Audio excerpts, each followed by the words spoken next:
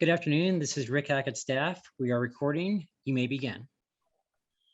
Good morning or good afternoon, everyone. My name is Eric Mounts and I'm the chairperson of the Boulder County Board of Adjustment.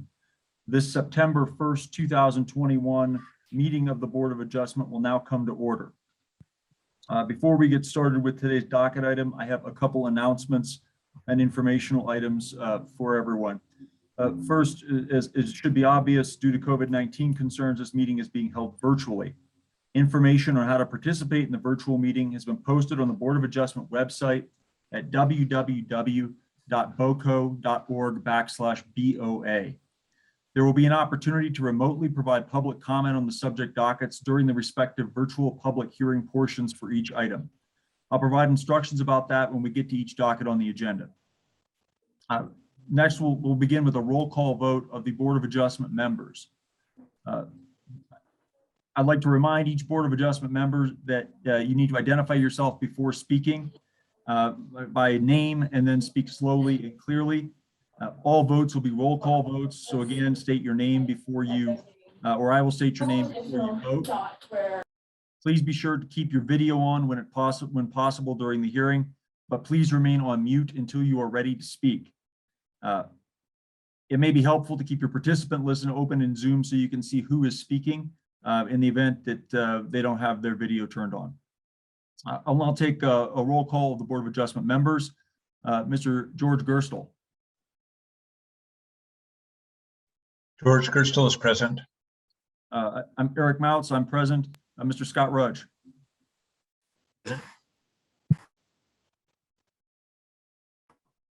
Did you not hear me? I said present. Thank you. Mr. Robert Ukiley. Present. Ms. Sarah Weavenson. Sarah Weavenson, present. Wonderful. We have one item scheduled for today's Board of Adjustment meeting. So at this time, I'll take the opportunity to explain the public hearing process. There'll be an opportunity to remotely provide public comment on the subject items during the virtual public hearing portion. If you join by computer, please sign up by submitting your first name, last name, address, and the docket number in the chat box to your right. If you've already signed up in advance, you don't need to sign up again. I'll have a list of the folks who have signed up in advance, and they'll be called on first. As each person who is joined by computer and signed up to speak is unmuted, Zoom will adjust your participant status so that you can speak and be seen by video. Once you're finished speaking, Zoom will place you back into the room as an attendee. If you've dialed into the meeting by phone, please raise your hand by pressing *9, and we will unmute you when we call on you to provide comment. When it's your turn, the system will request that you unmute yourself with *6. Once you are unmuted, either by computer or phone, if you've called in, please state your name and address for the record before providing comment. Each speaker will be allotted 5 minutes to speak. A timer will beep at the end of your speaking time. I'll now open the public hearing portion of today's meeting. This is a public hearing for docket number AP-21-002. We will first hear from the appellant. Each side, I understand, has agreed with CCP staff that both sides will have 30 minutes to present their case. Before we hear from, however, I made an error already. Before we hear from appellant, we have some jurisdictional issues that I understand that the board may need to consider before we turn to the presentations and a hearing on the merits.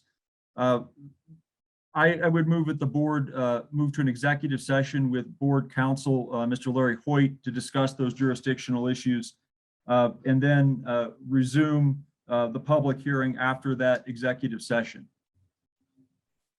I'll second the motion. Scott Rudge. Is there any discussion?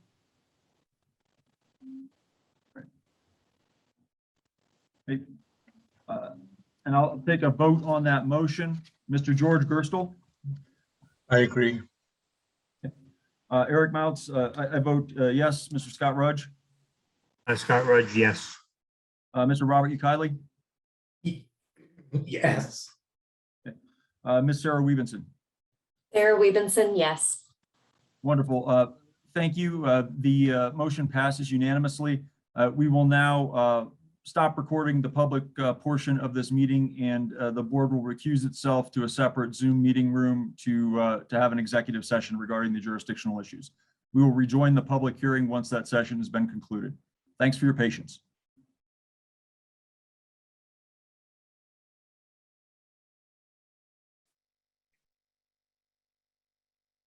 This is Red Hackett staff. We are recording again. You may begin. Thank you, everyone, for your patience. We are back on the record in docket number AP-21-0002.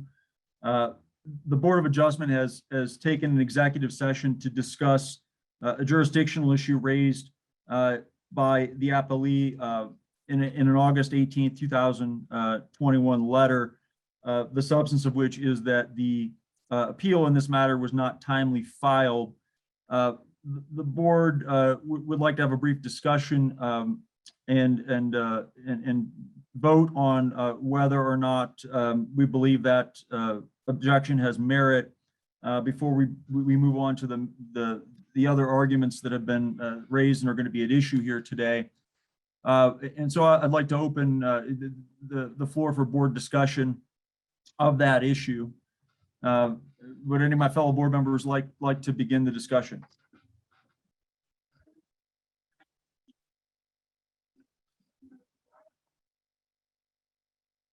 Mr. Gerstle. Yeah, this is George Gerstle. I believe we should proceed with the hearing and not. I don't agree with the position of Public Service Company that the time that there's a deadline that has been exceeded, and that the director cases letter, or with the updated SPRW finding, is in fact 30 days within the 30-day period before receiving the letter. So I think we should proceed with the hearing as scheduled. And I'll just put a finer point on this. I've spent a lot of time going through the materials submitted by the parties, and it looks to me like the appellee's jurisdictional argument relies on the assumption that the April 28th decision by Director Case was the final decision in this case regarding site plan review waiver.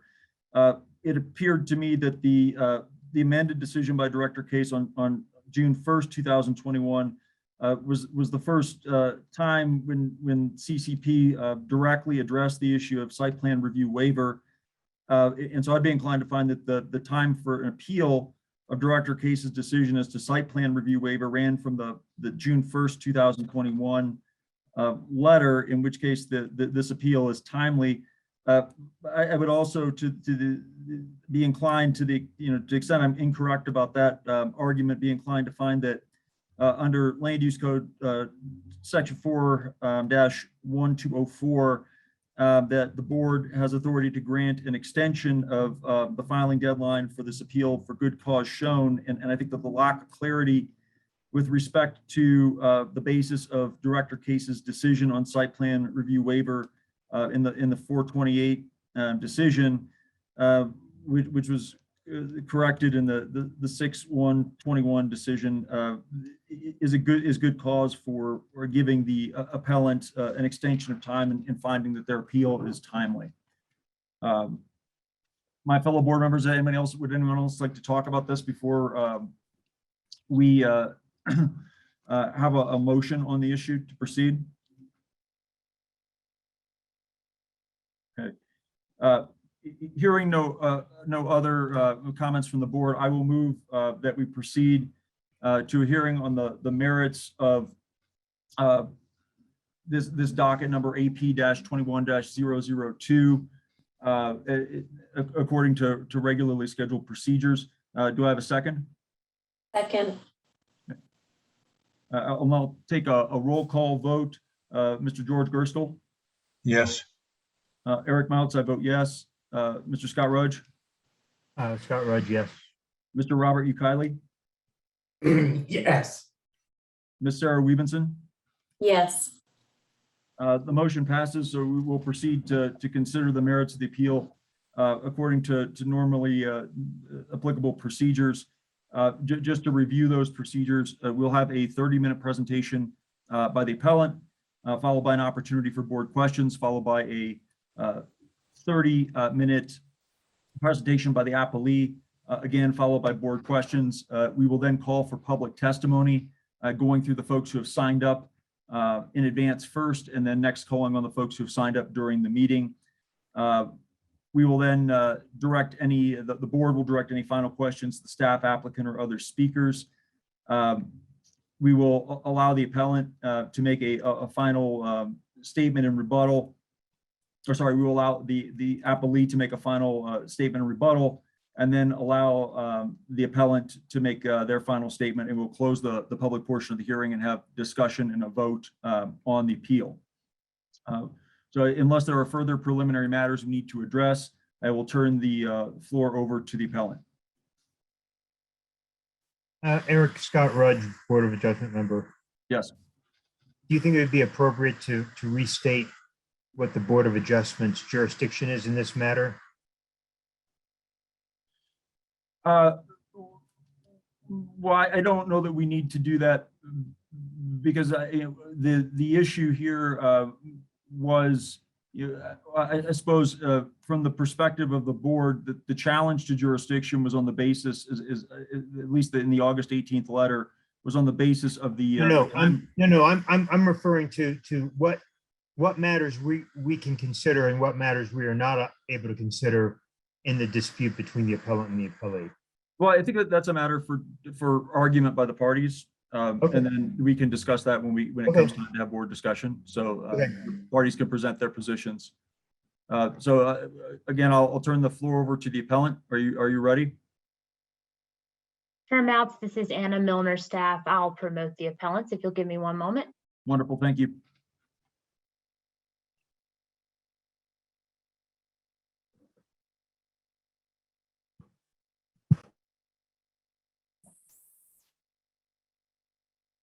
Eric, I think you're muted. I'm not. Erica. Sorry, I just said my whole thing on mute. This is Erica Rogers, Assistant County Attorney, and we were under the understanding that Dale Case would be presenting first on behalf of the county. Okay. Typically, we would have the party with the burden of proof presenting first, but if that's okay. That's the way the parties have agreed to proceed, that's fine with me. Ms. Lord, I understand you're representing the appellants. Do you have any objection to having Director Case present first? I don't, and that was my understanding as well. And then I was supposed to go after him, so that's fine. All right. Well, then I'll just attribute that to my mistake. And Director Case, the floor is yours. All right, thank you, Commissioners. Dale Case, Director of Community Planning and Permitting. And I will apologize a little bit if there's noise in the background. I meant to be in the office to do this, but had car issues. So I'm flying at home with kids coming home from school. So my apologies if there's any distractions. And if it takes me longer to look up things from the code, it's because I don't have my printed code and I'm an old guy, and scrolling through the electronic version takes me a while. So, but with that, I'll present this, as Mr. Mood said, it was Appeal 21-0002, an appeal of our determination to waive site plan review pursuant to Article 4-802C4 of the Boulder County Land Use Code.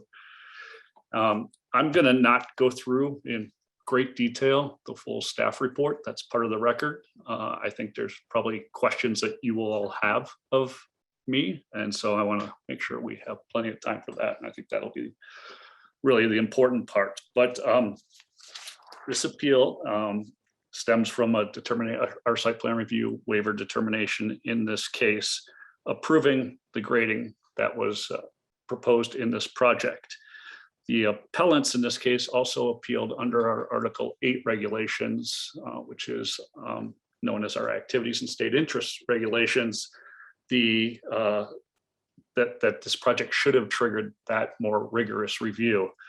That determination was made again by me, that appeal was heard by the Board of County Commissioners under the code. So whether or not this has to go through Article 8 review under Article activities and areas of state interest is a determination by the under appeal by the county commissioners and not subject for this body to review. So I just want to make that clear. That's not before you here. So we reviewed the applicant's request to waive site plan review and exempt this from the 1041 process. We issued the amended determination letter on June 1st, 2021.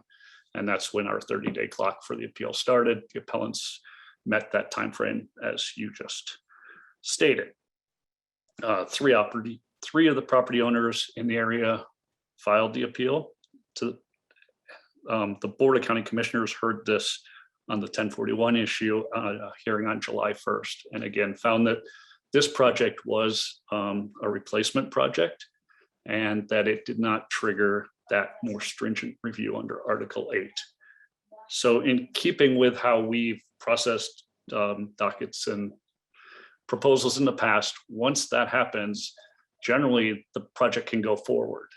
If there's specific permits like floodplain development permits or building or grading permits, those have to be obtained prior to them moving forward. But oftentimes when we make a determination that something is exempt from 1041 under those provisions, there isn't a further review by the county. It happens all the time on our road projects.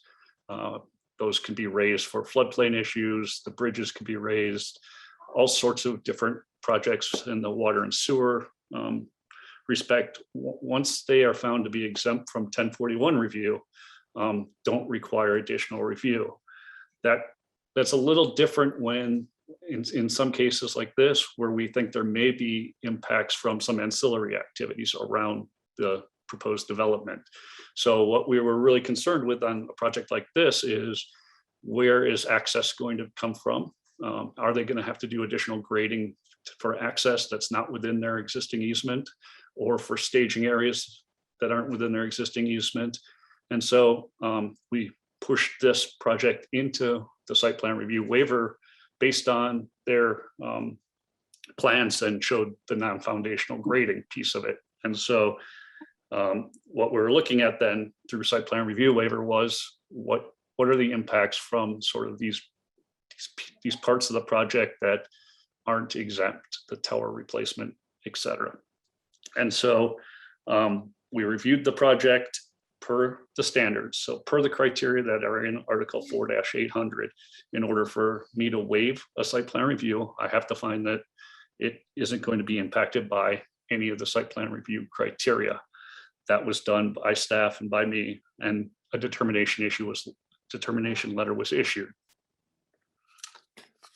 That determination letter did also look at some of the impacts of the towers themselves as we move forward, and some of the environmental impacts that might be there, just as a checkpoint for the criteria in the code, with this overall umbrella that this was a replacement project, that the towers themselves and the lines themselves were exempt from the review.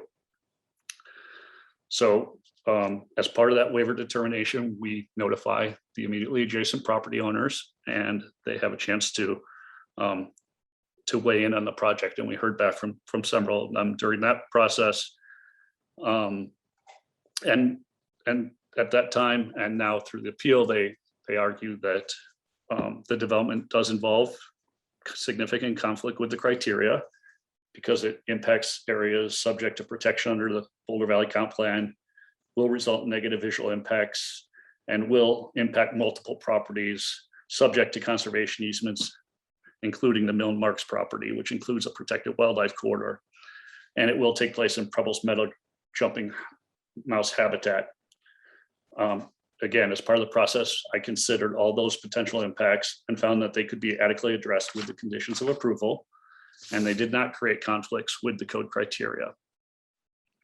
They had to submit their grading narrative for review, and us to ensure that any excess fill is placed in appropriate areas to avoid negative impacts to the natural resources and the Prebble's meadow jumping mouse habitat. The conditions of approval also require the applicant to maintain historic drainage patterns, identify erosion control devices and methods of revegetation. And the applicant was required to submit to us a response from the United States Fish and Wildlife Service on comments regarding potential impacts to Prebles Meadow jumping mouse. And again, the other piece of this, as I stated earlier, is this is how we've treated projects throughout the time we've had our 1041 regulations and the exemptions. Is if they are exempt from the more stringent 1041 process, they don't fall back into every other process that it might trigger, except for those specific permitting requirements like building grading permits or floodplain development permits. And this is consistent with the first phase of this project, which went through our site plan review waiver process in 2017. Again, looking at what are those potential impacts from the grading that's associated with the project and those ancillary construction impacts that might happen outside the easement that are not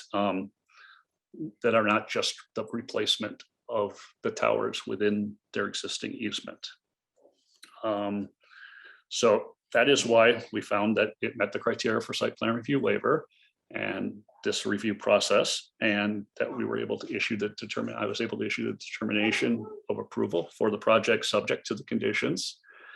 One thing to note is as we reviewed the project and it got to final grading permit requirements, it became evident that the project did not even trigger the grading permit requirement, because the grading that was being asked for was all foundational grading related to the towers and their replacement.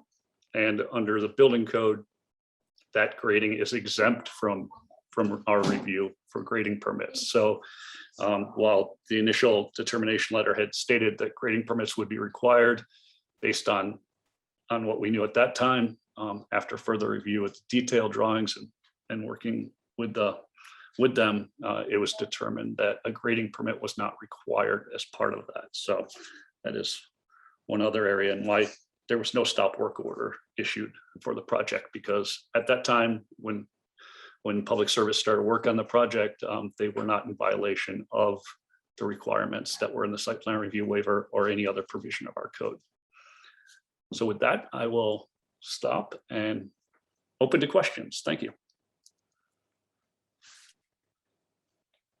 We'll open the floor to questions from the Board of Adjustment panelists. Mr. Ukile. Thanks, Robert Ukile, board member. Thanks, Director Case, for that explanation. I had a few questions. The site plan review waiver 1746, the one that you mentioned, Excel previously got, was that appealed to the Board of Adjustments? It was not appealed. Okay. And then can you briefly explain to us what public participation opportunities there would be if the site plan review waiver was not granted? In other words, are there public participation opportunities in a site plan review? So it's a great question. Yes, there are. So if a site plan review waiver is not approved, then the project would go through the site plan review process. And that process is an administrative review process with the ability for the county commissioners to call up a project based on concerns they may be hearing from the public, or on an applicant appealing any of the conditions that we may place on them through that process. And it would go through a public hearing process then for that final decision by the county commissioners. If it's not called up by the county commissioners or not appealed by the applicant, then that determination becomes final after 14 days and there's no further public process on that. But there is an ability for a public hearing through that full site plan review process. Thanks. And there's a schedule for construction at page 26 of the staff packet. It says started construction is targeted for May 15, 2021. Is that when they actually started, or is the schedule changed? You can ask the applicant or on the project that question to be exact, but my understanding is they started after the July 1st hearing in front of the county commissioners, where it was determined that by the county commissioners that this was a replacement project not subject to further review under Article 8 of the county regulations. So I think it started after July 1st. It's my understanding.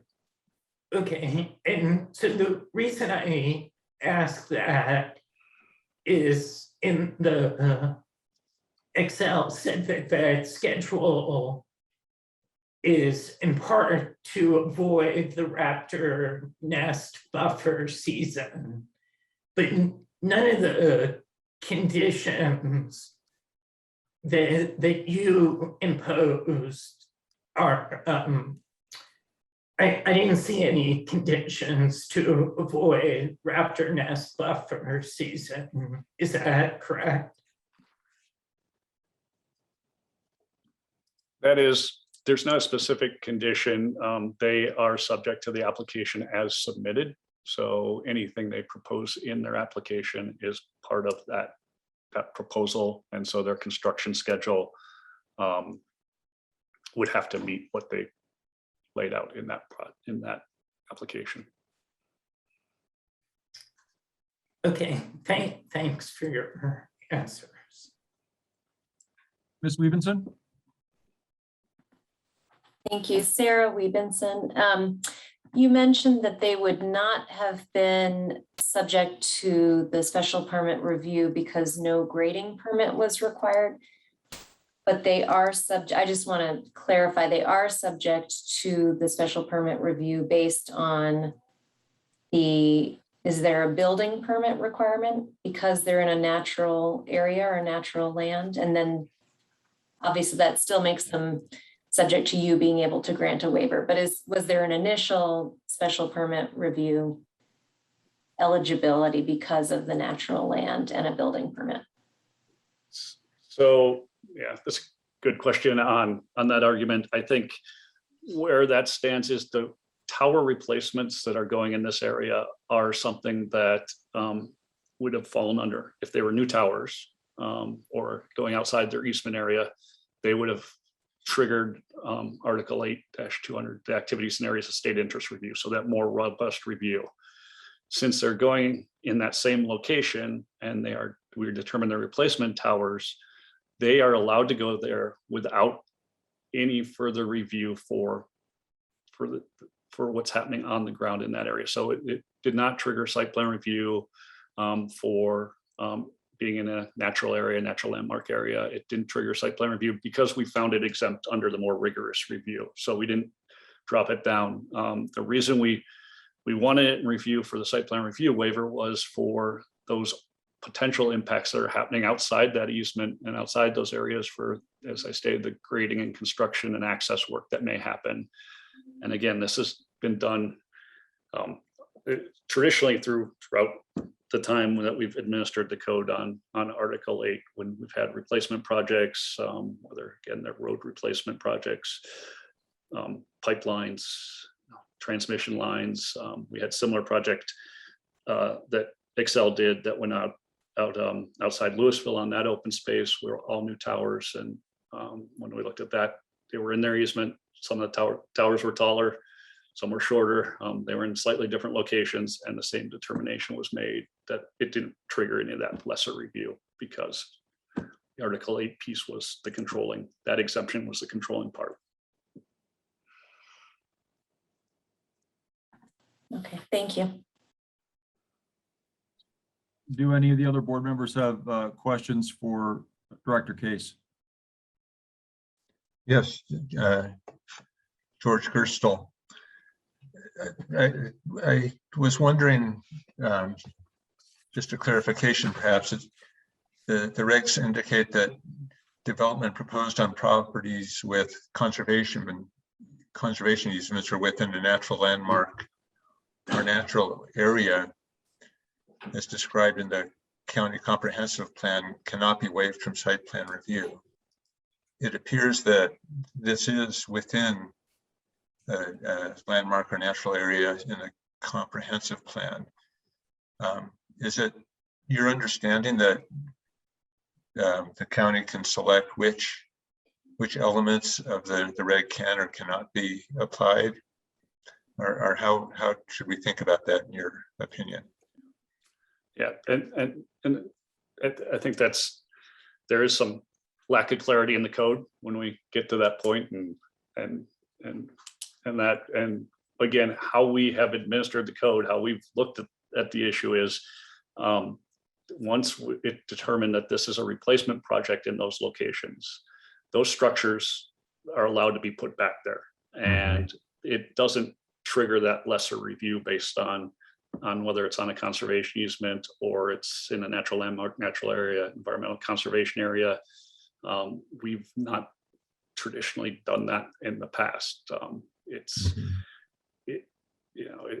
kind of this, we don't have the cascading thing of, well, okay, you're exempt, but no, now you have to go through all these other hoops. The exemptions are there for this process to allow projects to go forward that are going to have that are replacements that meet those criteria. So I'm not sure if that answered your question. I guess a follow-up, if I may, that I understand that the utility replacement does not trigger this, but that the concern of the county was the access roads, and the impact of the access roads, which I think are in the designated landmark and natural area.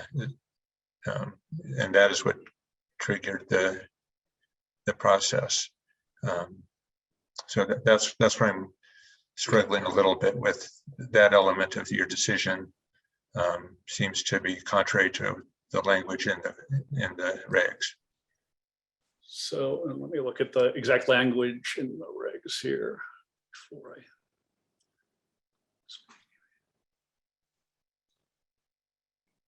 Yeah. See, I told you I'd be slow trying to scroll back through. So Yeah, that's sorry for that.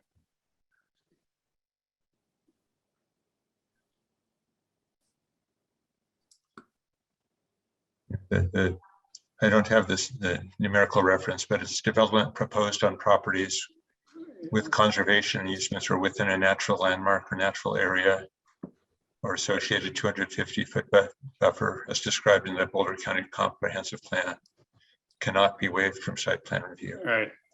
Yeah. And so I think that's a good point. I think what we found through this process is that they are not proposing development, that there wasn't additional grading for the parking areas, the staging areas, and the access. So I think we may have missed it on it initially, but now I think after reviewing it through the waiver process, what we have found is it wouldn't trigger the process in the first place because there's no additional development proposed outside those areas. I see. So because of the small amount of grading doesn't trigger the development definition, and therefore this would not apply. Correct. And I think the code language refers to new structures, and so the grading isn't a structure either. So I think we would look at it. That's how we would have got it into the process at that point. It doesn't refer to development in general, it refers to structures, but I'll find the site exactly. Okay, thank you. Thank you. Any other questions for Director Case from my fellow board members?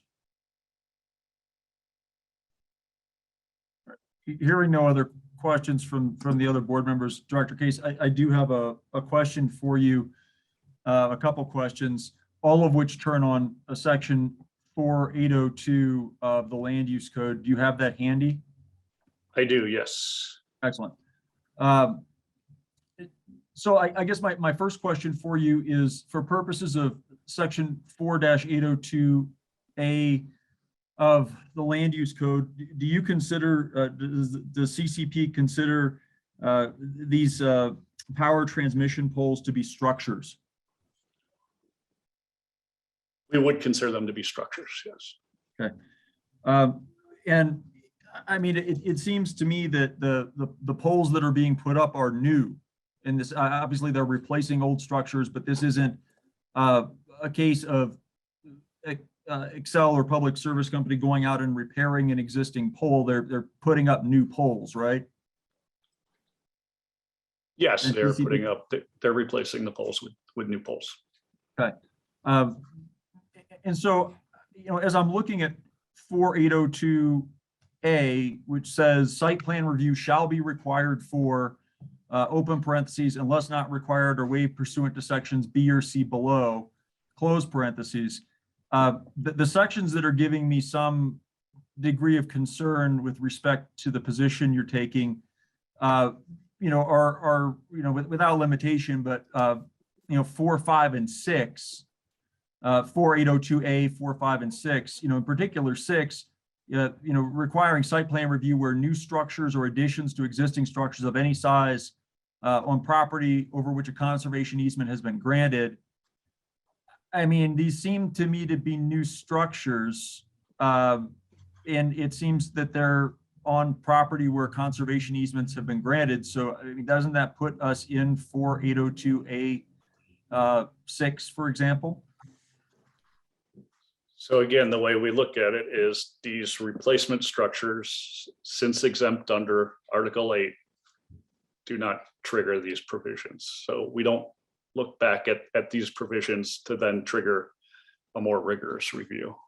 Understood. And so that's my follow-up question is, where in the code, I mean, is the language that you're relying on to exempt these replacement structures that have passed a more rigorous review?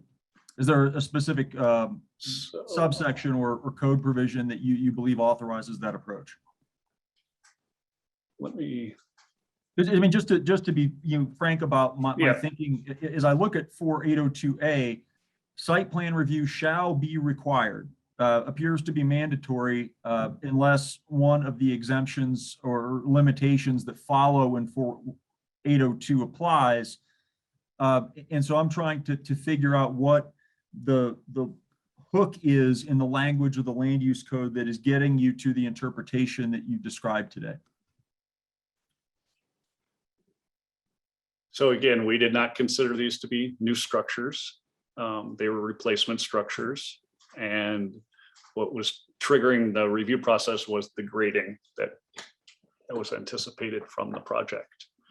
So Okay. these are not new structures under the interpretation of the code.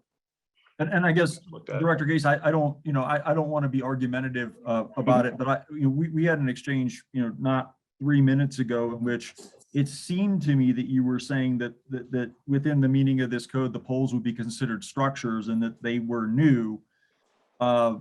So, I mean, again, I'm struggling with, you know, certainly you have some discretion in how you interpret the code, but I think I'm hearing two contradictory things from you in the last couple minutes. And I just want to make sure I clarify, you know, if I have misunderstood something you said, I want to make sure we clarify that before we move on.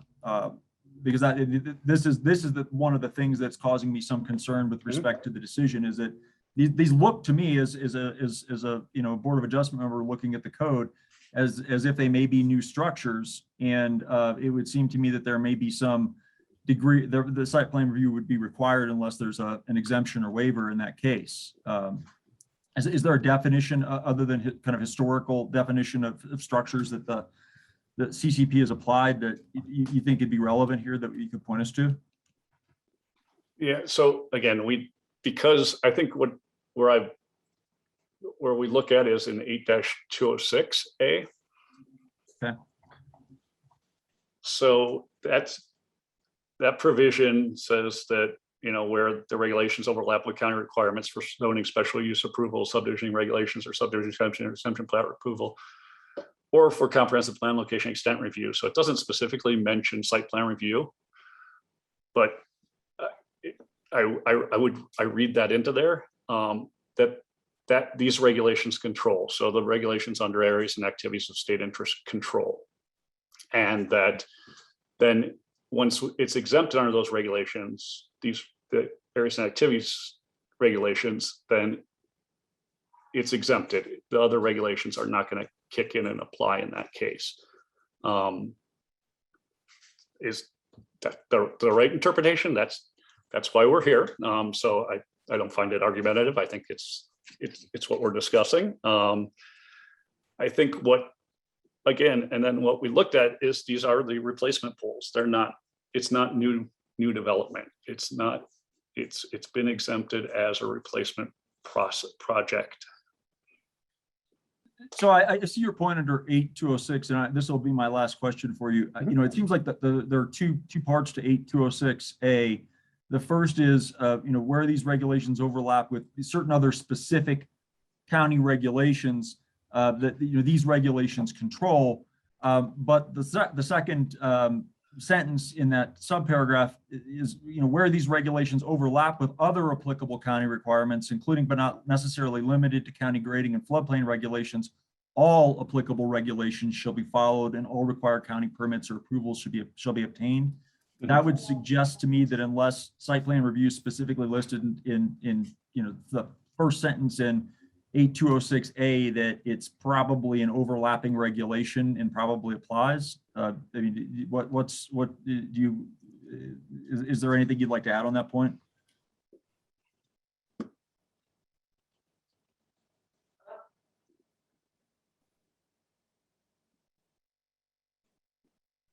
Again, yeah, I understand your reading of that, but I think what we've looked at is this is the grading project under as the only applicable part of this project we thought required review under the regulations at that time.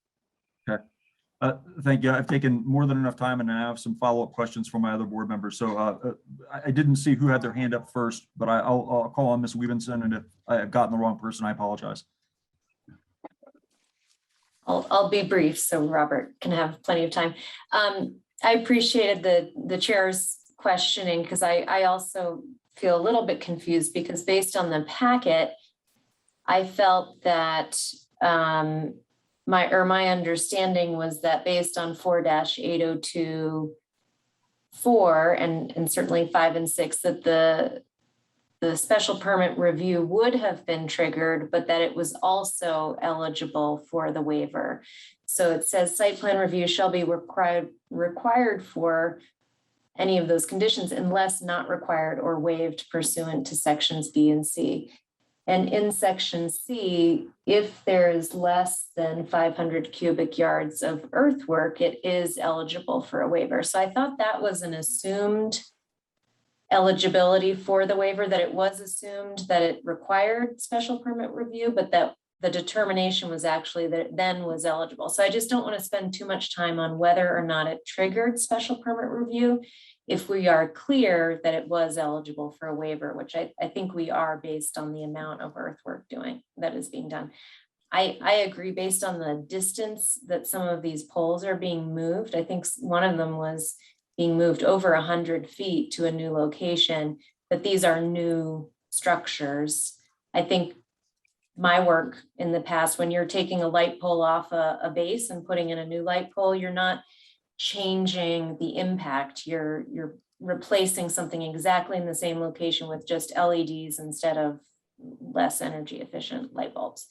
That I think is a straight replacement. This does seem like new structures, but I don't want to argue that for too long if we all agree that it is also eligible under section 4-802C4, which is any grading permit involving under 500 cubic yards of earthwork. My confusion comes from the fact that you're saying that no grading permit was required. So what is the basis for the waiver if it is not 4-802C4? Or are we discussing whether it is subject to special permit review? Thank you. So yeah, sorry for the confusion. I think under that's the confusing part is once we did the review and looked at the figures and their plans, that it did not trigger the review process for grading. That the waiver process, that's why it didn't require a grading permit in the end. After we did all the review, got all the calculations, found out that the grading was foundational grading, was for the actual the tower placement. That grading is exempt from our definition and exempt from those permit requirements.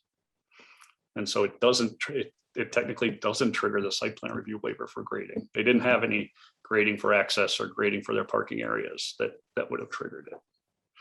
So then what is the basis for granting, for eligibility for a waiver if it is not that 802C4? So we would have found that it did, I mean, if we had all the information up front and went through this and had the construction drawings, we would have found that it did not trigger a review process. To begin with? Yes. Okay. So if what's being appealed is the waiver, when no waiver is required because no special permit review is required, I just want to be clear on what the board is considering. Do you have any clarification on that? Let me get back to you on that one. I'll confer with our attorney on that a little bit and get back to you on that. I also want to point out the definition of structure in the code in 18-203. And it talks about exemptions that are things that don't count in utility mains, lines, and underground facilities are exempt from the definition of structure.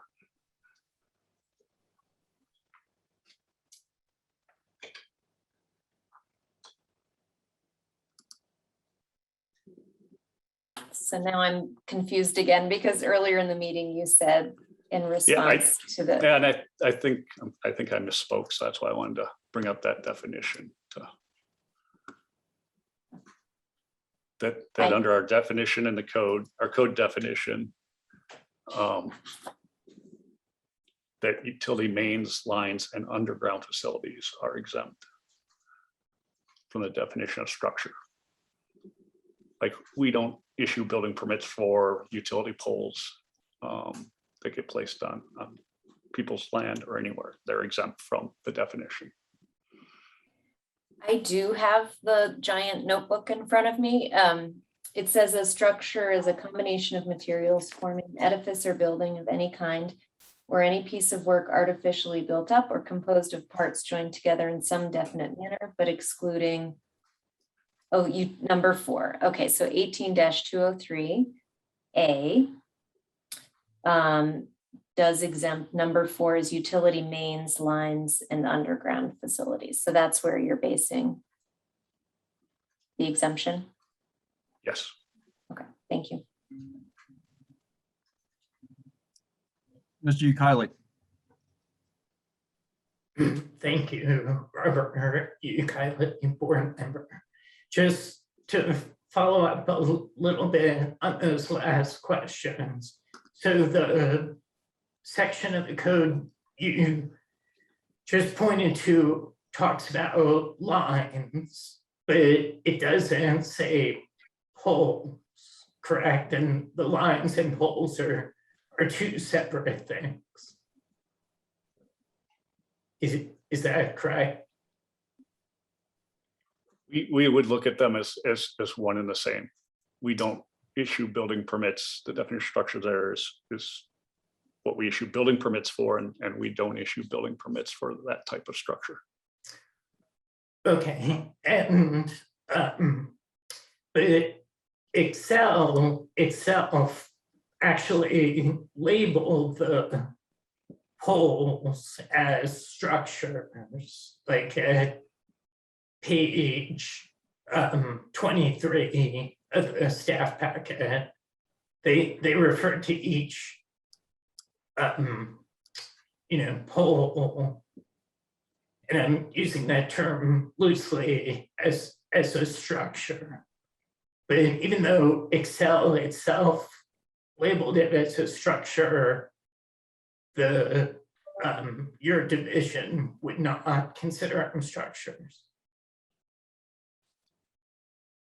My position is, yes, we haven't considered them structures for the purpose of issuing building permits in the past.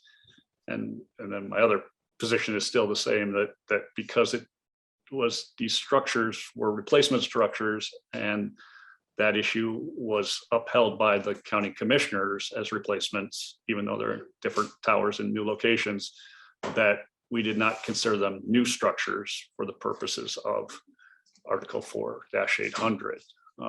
They are replacement structures that well, they're replacement poles that are going in that same easement, and so they did not trigger the further review.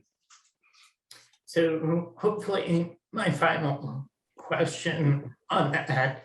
So basically anything that Excel would do in the same footprint would be a replacement, even if it's totally new location and it's totally new structure.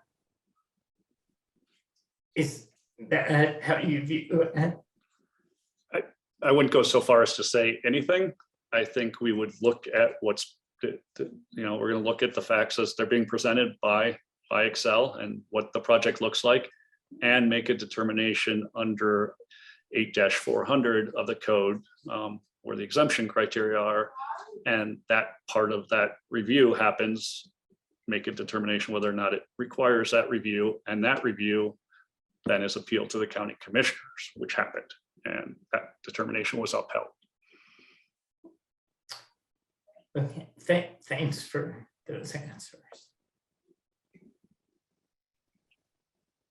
Director Case, I hate to ask you another question, but I do have one. I'm looking specifically at your June 1st, 2021 letter to Mr. Claxton, which is page 5 in the staff report, if you have it handy. And one of the things that you say in the letter is site plan review is required pursuant to Article 4-802-8-8 of the Land Use Code, but may be waived as detailed under Article 4-802C.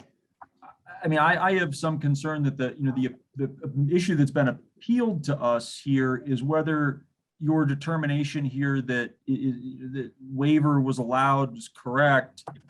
It now sounds like that you're attempting to support the decision with an additional and different rationale, which is a site plan review was never required. Do you have any, or does the county have an opinion on whether your determination that site plan review wasn't required at all is properly even before us, given the substance of your decision and what's been appealed here in this action? I mean, it seems to me there's an argument that we need to decide whether waiver was appropriate, and if we decide waiver wasn't appropriate, that decision's reversed. The county may determine that site plan review was never required, but it seems to us that that's kind of a separate, it seems to me that might be a separate decision. Do you have any, does CPP have any position on that issue? Let me get back to you on that one too. Let me check with Fair enough. our council and see how our thoughts on that. Does anyone else have, question? does anyone else have a question for Director Case? And if not, then we should turn the floor over to the appellant. All right, hearing no other questions for Director Case, we will turn the floor over to the appellant. Ms. Lord, the floor is yours. Thank you. So I'm going to, hold on here, share my screen. Oops. Just a second here.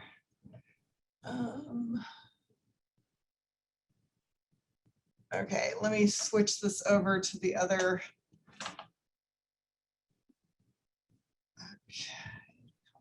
we go. This is always tricky. Yay, I think I've got it now. Okay, you can tell I'm not the biggest whiz on Zoom. So I'm Kim Lord, and I'm with the law firm of Packard Dicking. Can you guys all see this okay? Is it good? Okay, I'm presenting today on behalf of Brent Milne and Kristen Marks, and they are also going to jump in sort of in the middle of this and share some of their experiences with you as well. They will be talking about their property at 3500 Bison Drive. So their property is actually a parcel across which the XL project passes. So as we look at this project, why are we here? What are we talking about? What we're talking about are taller, bigger, noisier power lines being installed across open space. So whereas the Milne-Marks property is a portion of what's being impacted by the lines, there's a whole lot of other property that's being impacted as well, including open space. This is a photo of XL lines on open space leading up to Bear Canyon. This is from the 2017 part of the project that was recently installed, and you can see the massive power lines. This is something all of us should be questioning. This is a massive project. It was treated as an SPR waiver for grading, just like this more recent project was done. It had no public process. And despite the fact that this prior review called for grading permits, no permits were ever, they weren't pulled. It just didn't happen. The lines go up Bear Creek Canyon, and the rest of the reach of Bear Creek Canyon is part of the pending application. This is a sensitive wildlife habitat. And it's an area that you can see from Bear Peak and Green Mountain.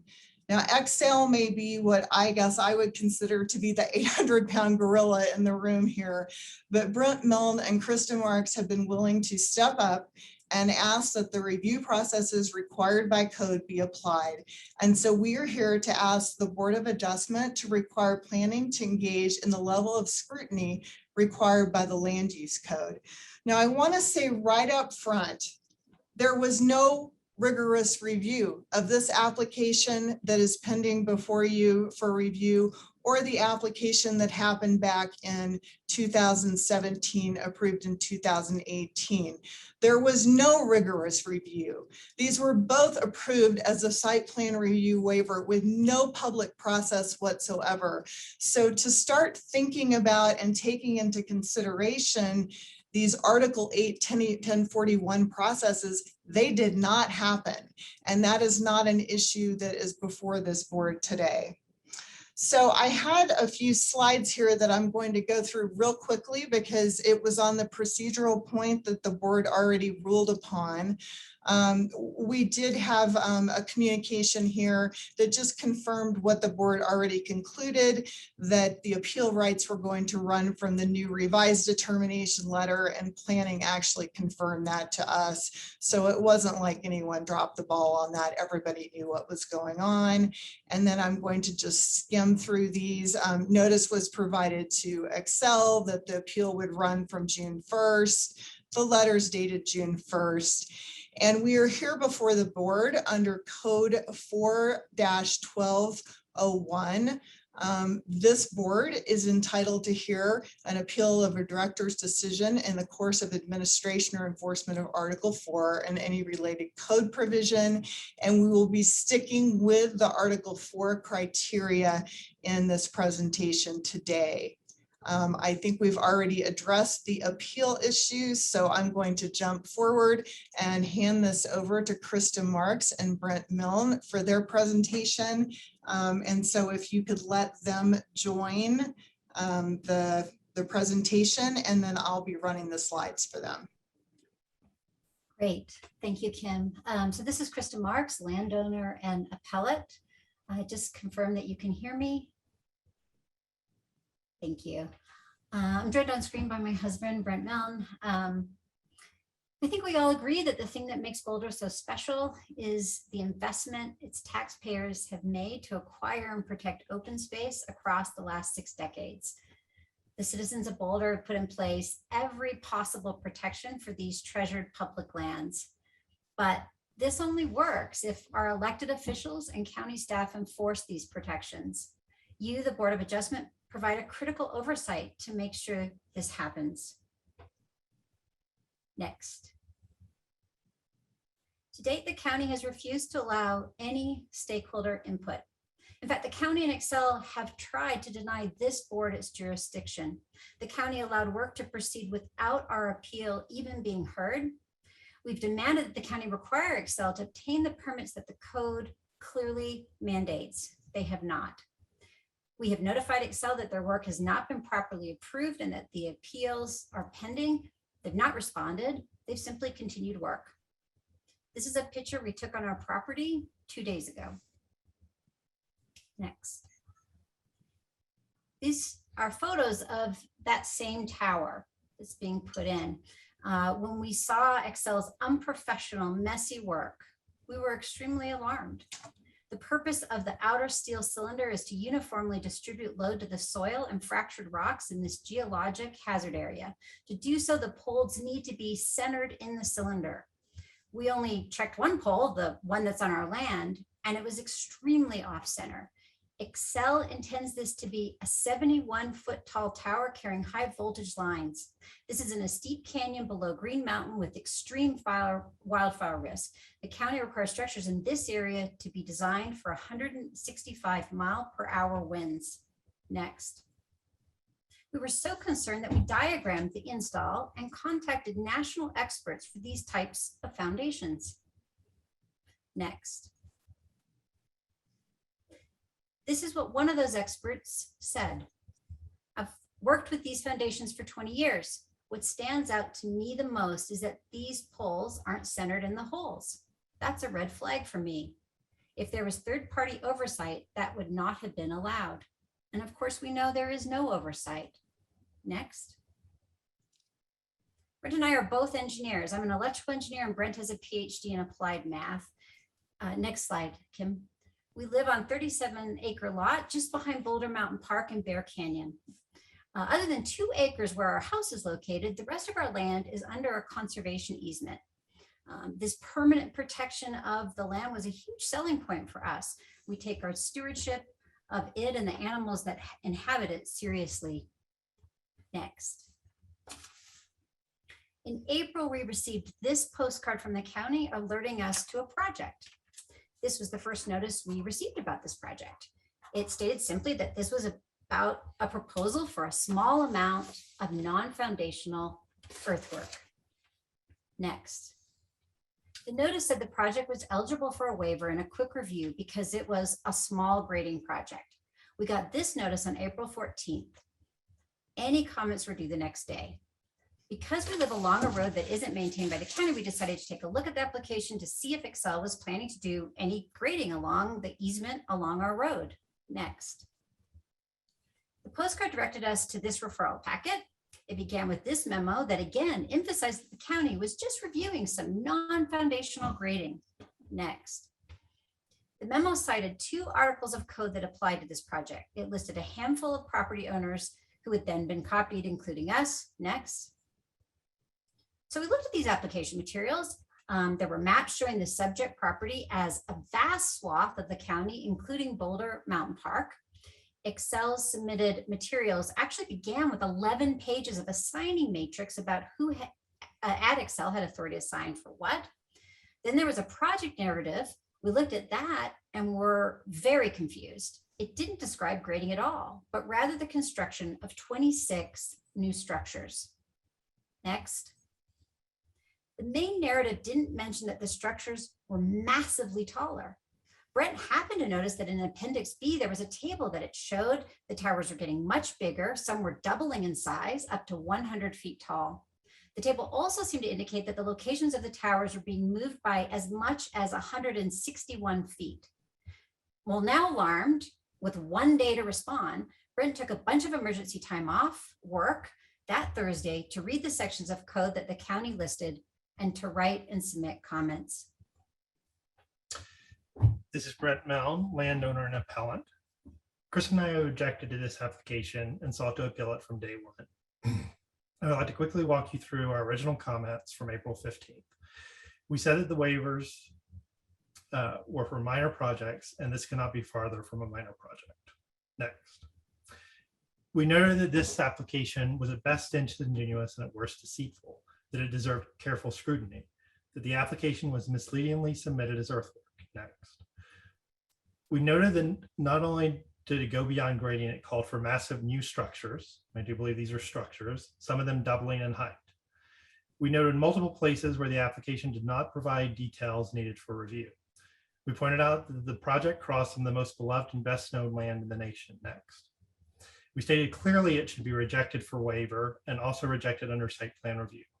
We pointed out that the code had clear language saying this proposal could not be waived. We noted that even ignoring that if this was an earthwork, it was not a minor repair, and that the public should be made aware and public hearings should be held. And we concluded with a list of many site plan review standards that the project simply could not meet. It was clear that the county had to reject it under the code, and we assumed they would. The decision was mandated by the code. Instead, planning simply ignored our comments. Next. 74 minutes after receiving our comments, county planning forwarded them to Excel. They asked Excel to tell the county whose purview it is to review the concerns we brought up. They asked Excel to describe how our concerns get addressed. Not the county, not the citizens of Boulder, but Excel is to decide all of this. And the planning department asked Excel about a section of code, Article 8, that's never been mentioned in the application. It's not in the referral materials. They note that we're objecting that no correct review process has ever been applied to this proposal. Next. The county never responded in writing to the comments we submitted on the 15th. On April 28th, they issued a determination letter approving non-foundational earthwork. The letter declared the director determined our comments did not even warrant further review. On May 8th, we learned from the county website the determination letter issued. It was clear the county was simply ignoring the code. We contacted Ms. Lord and asked her to review. We asked the planning department multiple times how we might appeal their decision. They told us there was no appeal. They never mentioned the Board of Adjustment. On May 11th, we wrote the county commissioners directly and asked them to review the decisions on this matter. I should mention the original determination letter did not mention Article 8, that anything was considered there. Planning told us it could not be appealed to the Board of County Commissioners. We retained a second lawsuit to prepare a lawsuit, second law firm to prepare a lawsuit. The county said they would reissue a determination letter and provide an appeal mechanism. Again, they failed to mention the BOA. It was only on June 2nd when the county sent us the reissued determination letter that we saw Excel's response to our original comments. Next.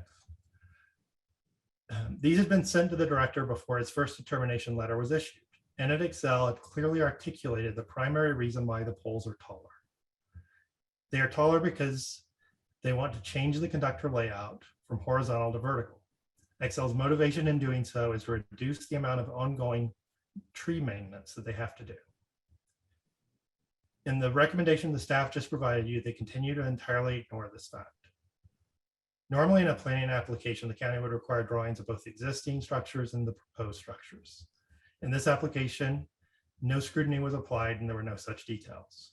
We've prepared some visuals that the application lacked. While the county failed to require Excel to submit as-built drawings, Excel Next, Kim. happened to, next slide. Excel happened to submit one as-built drawing for a section of the line in their 2017 application, which we're showing here. This is the section of line that crosses Flagstaff.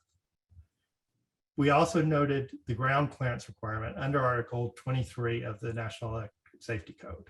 That's 23.8 feet over Flagstaff, which is a road used by trucks. Excel showed the existing line is clearing the road by 33 feet. Outside of the road corridor, the clearance requirement is 19.8. Next. These are drawings for the proposed new line and towers at the same section of line.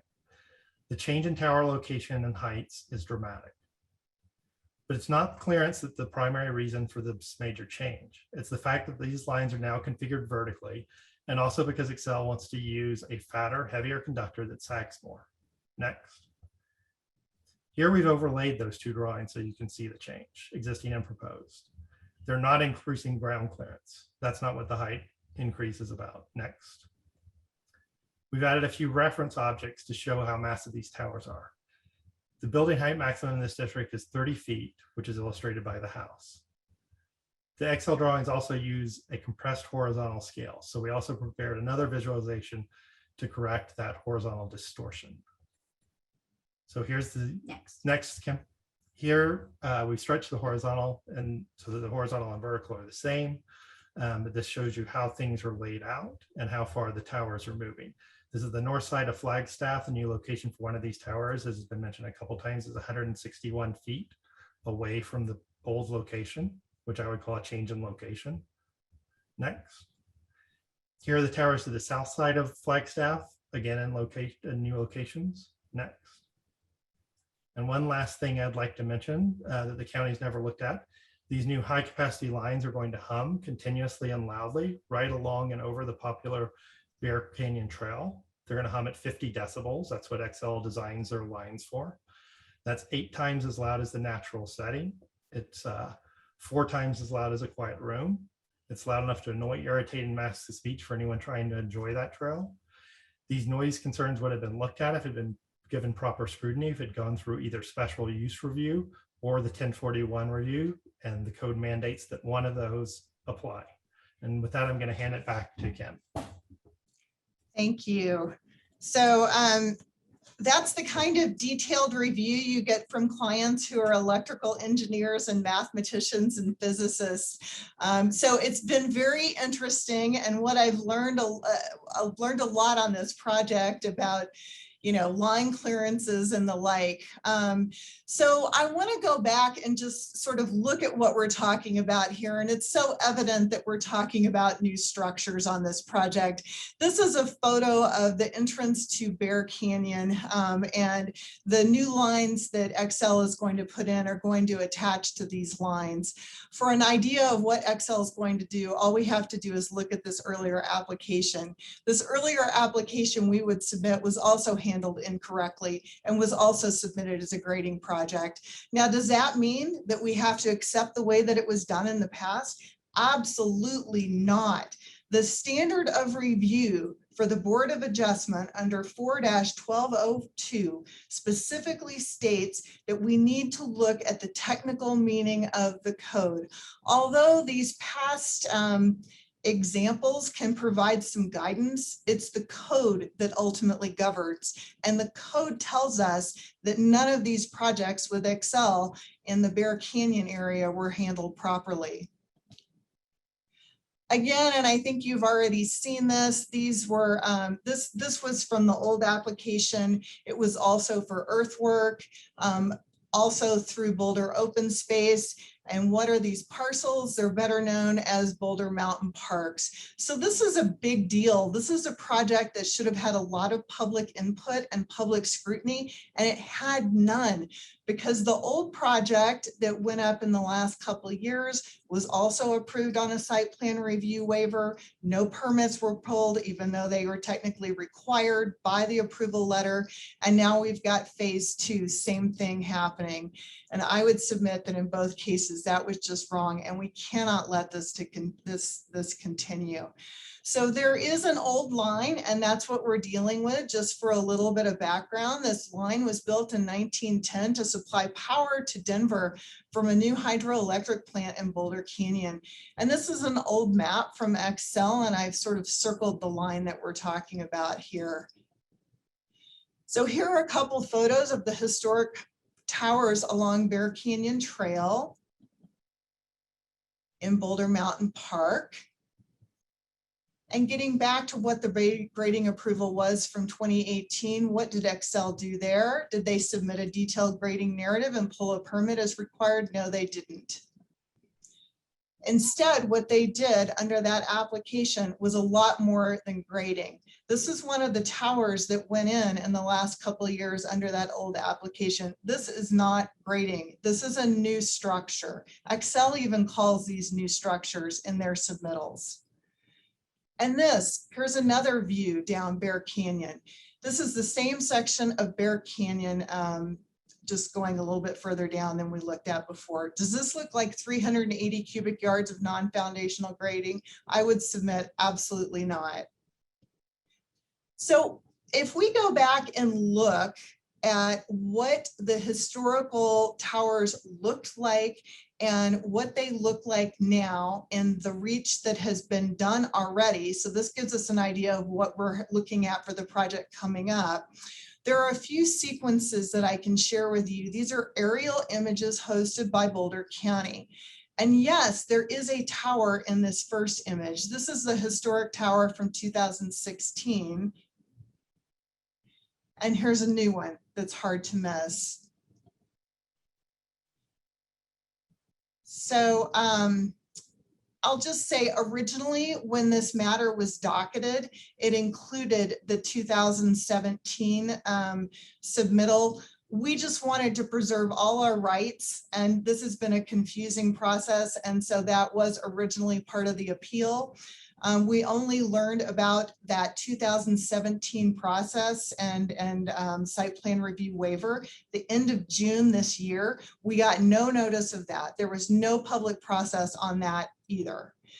Same issues, a line capacity project with big structures going in and the same lack of public process. Does that mean that we should follow that same process now? Absolutely not, because the code does not permit it. So the county did require grading permits, though, I'll point out, back in 2018, but we went back and checked and Excel never even bothered to pull the permits and the county did nothing about it. It's really shocking how this has taken place. So let's look now at the 2011 application that is covered by this appeal. So this is an aerial photo and the red marks the path of the new towers and conductors. You can see that this is very rugged terrain through Bear Canyon. It goes up through open space and then my client's property is kind of on the end of Bear Canyon after we pass through open space. This is what the new towers will look like. In some instances, these towers at the mouth of Bear Canyon exceed 100 feet. We know in this new reach that they'll go up to 98 feet. The current towers to be replaced are much, much taller, up to 98 feet with heavier conductors and fiber optic lines, which have never been included before. The new lines with the taller towers will have lower clearance due to the vertical stacking as well as the weight of the heavier conductors. They are heavier. So if you look at this picture of an existing line, there's not a lot of sag going on here, and it's because Excel is putting in much thicker, heavier conductors, and they're stacking them vertically instead of horizontally, which is the way the old lines are set. And here's another one of the historical lines. Many of these historical lines, including the ones on the Milne property, are below the tree canopy, so you can't see them. They also tended to blend in as you looked at those aerials of the Boulder open space. You know, it was harder to see these old lines, and so the impact wasn't quite as great. So those are the facts here, and let's look at the code. So the code had 3 separate triggers that are really the basis of the appeal here. The first trigger is site plan review under Article 4, and this matter was applied for as a site plan review waiver. I would submit that this board also has jurisdiction and authority to look at section 4-514F, since that's an Article 4 provision, and the zoning review standards for what's called a major facility of a public utility. which included additional levels of review, none of which were applied here. And then finally, we have permitting. So there's basically three bases for what is incorrectly happening in this case. So let's first talk about what was filed by Excel. All they ever filed was a site plan review waiver application. That's it. They did that at the direction of the planning staff. No one ever said you have to file anything else. It's not eligible for this. So that's the only application that they filed. It was an application for earthwork, nothing more. Here was the application referral. So here's the email that goes out to all the different referral agencies. And it says that Excel filed a request for site plan review waiver for grading. And this is the packet memo. It's a referral for an earthwork project. There's no discussion in here in this transmittal about the 29 structures or anything else. The taller structures, the noise, none of that was raised. So they get the comments back from the referral agencies, and these are comments from the Building and Safety and Inspection Services team. And they specifically say in here, and I circled it, grading permits required, but this requirement was not in the final determination letter. So the basis of the county determination was that site plan review was required but waived. Site plan review waiver, though, is not allowed with conservation easements. It's not allowed in natural areas, and it's not allowed if inconsistent with the SPR criteria, including the comprehensive plan. Article 8 provides no basis for site plan review waiver. It's just not in there. It doesn't exist. So in this case, we have a conservation easement.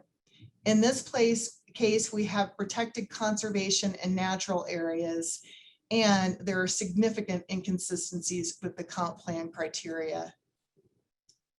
SPR waiver is a process that is allowed for minor projects. This was not a minor project.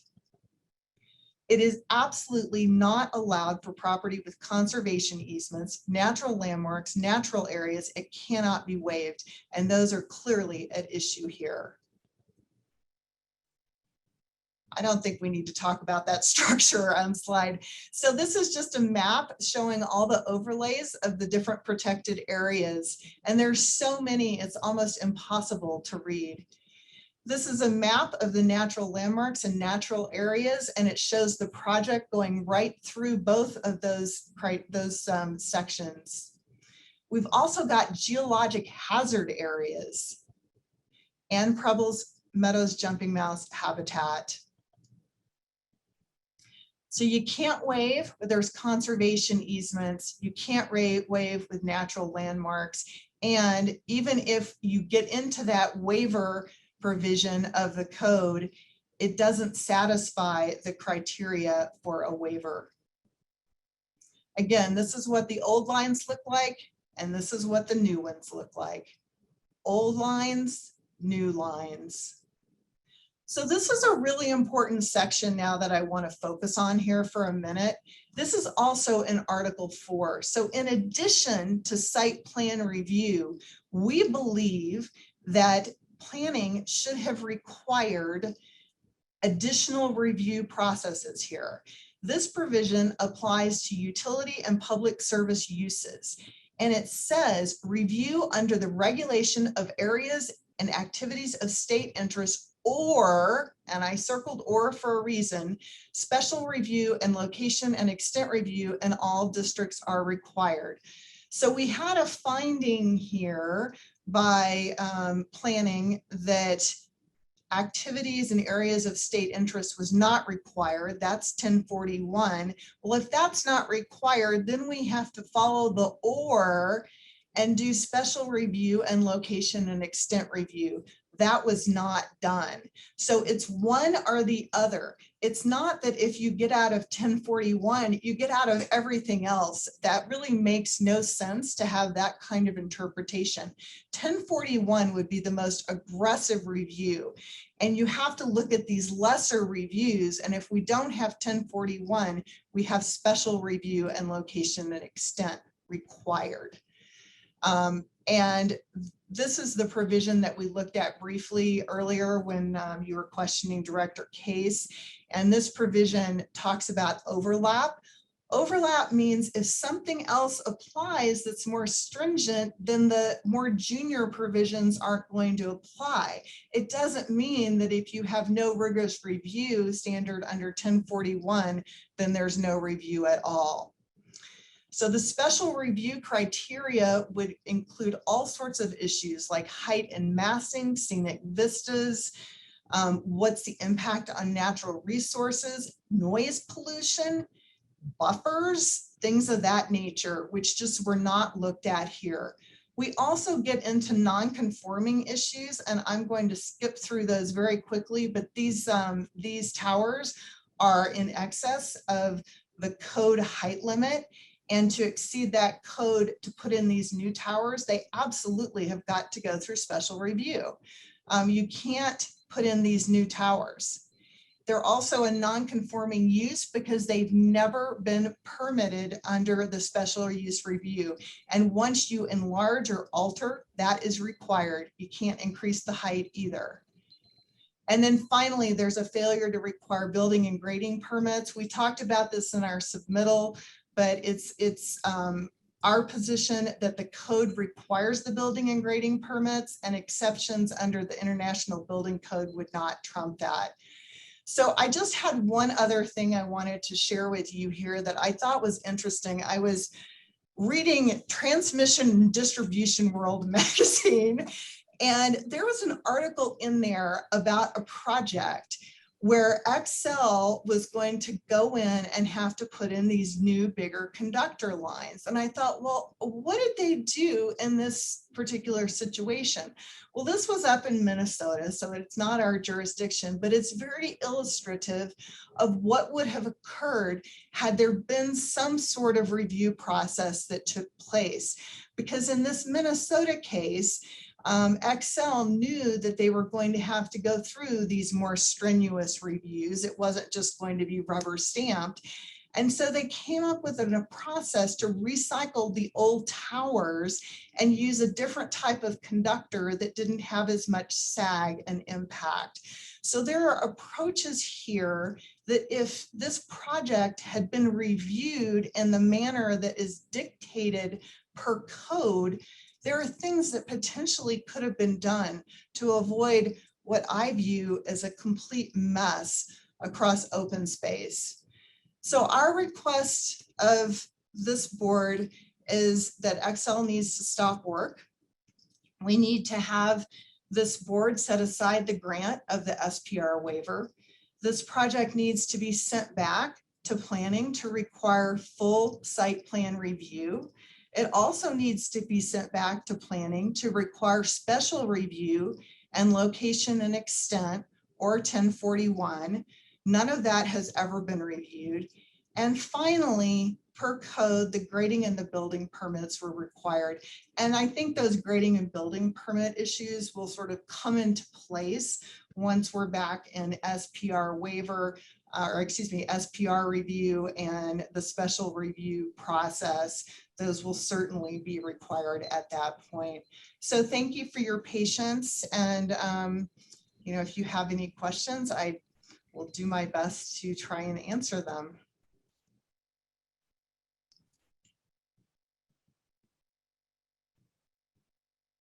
Thank you, Ms. Lord. Ms. Weavenson, you have your hand up.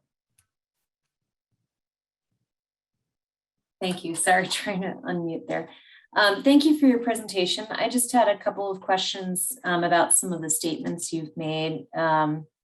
First, you were maintaining that a special permit waiver is not allowed if it's in a natural area. Can you point to the code section? My understanding is there's section 4-802 A is saying where it is required, and then C is saying where you can waive those requirements, but I don't see anything saying that no waiver is allowed for that 4-802A 4 through 6, where there's natural landmarks, natural areas. Can you point to what you're referencing there, please?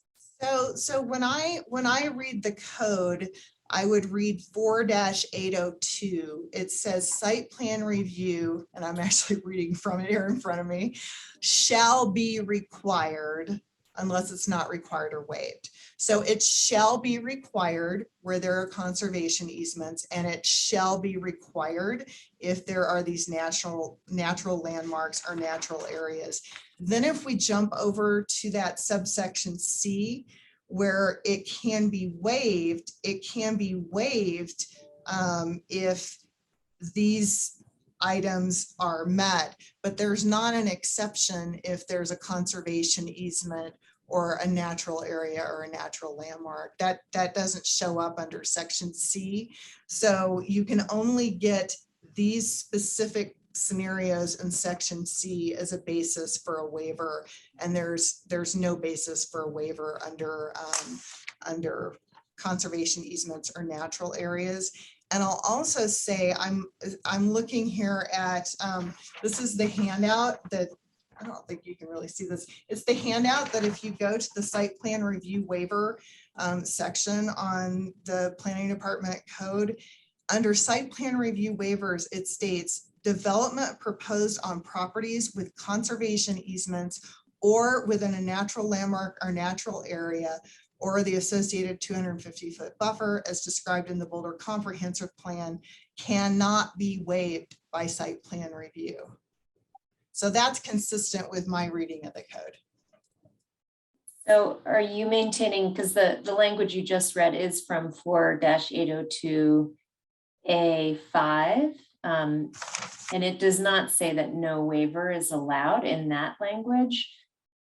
Are you saying that the determination that it's, I believe in our packet anyway, it said it was eligible for a waiver because it was less than 500 cubic yards of earthwork. Are you saying that's not the case? So there was, like, as I said before, there was a lot more going on here than just some grading. There were new structures that were going in. And I don't think that this is an application that falls under a grading permit involving 500 cubic yards of earthwork. There's simply a whole lot more going on. In addition, the way that I read the code is even if we were just talking about earthwork, once you're within a conservation easement or a natural area, you cannot get an exemption, period. Yeah, I mean, I can answer that. We live on a conservation easement. And if we were to propose grading, only grading, if it were less than 500 yards, if we didn't have a conservation easement, that could be waived. Because of a conservation easement, it would not be waived. If we were going to grade something, they would look at it under a full site plan review. There's no exception for the conservation easement aspect of the requirement. There would be for the grading, but that doesn't matter if you're on a conservation easement. They're going to look at concerns about the conservation easement. Okay, yeah, I think it comes down to, there's two parts to this, right? One is triggering the special permit review, and then one is allowing a waiver. And so I think we're just trying to make a distinction between which applies to which, that it does trigger special permit review unless it's waived based on the B and C. So the natural lands are referenced in the 802. And I guess I was just asking the question because I don't see the natural lands pointed out in the code as not allowing that waiver, the language in there. So I wanted to know if I was missing where in the code that is. But thank you for your response.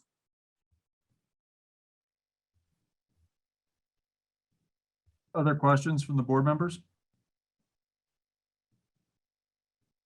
Well, Ms. Lord, I have a question or two for you.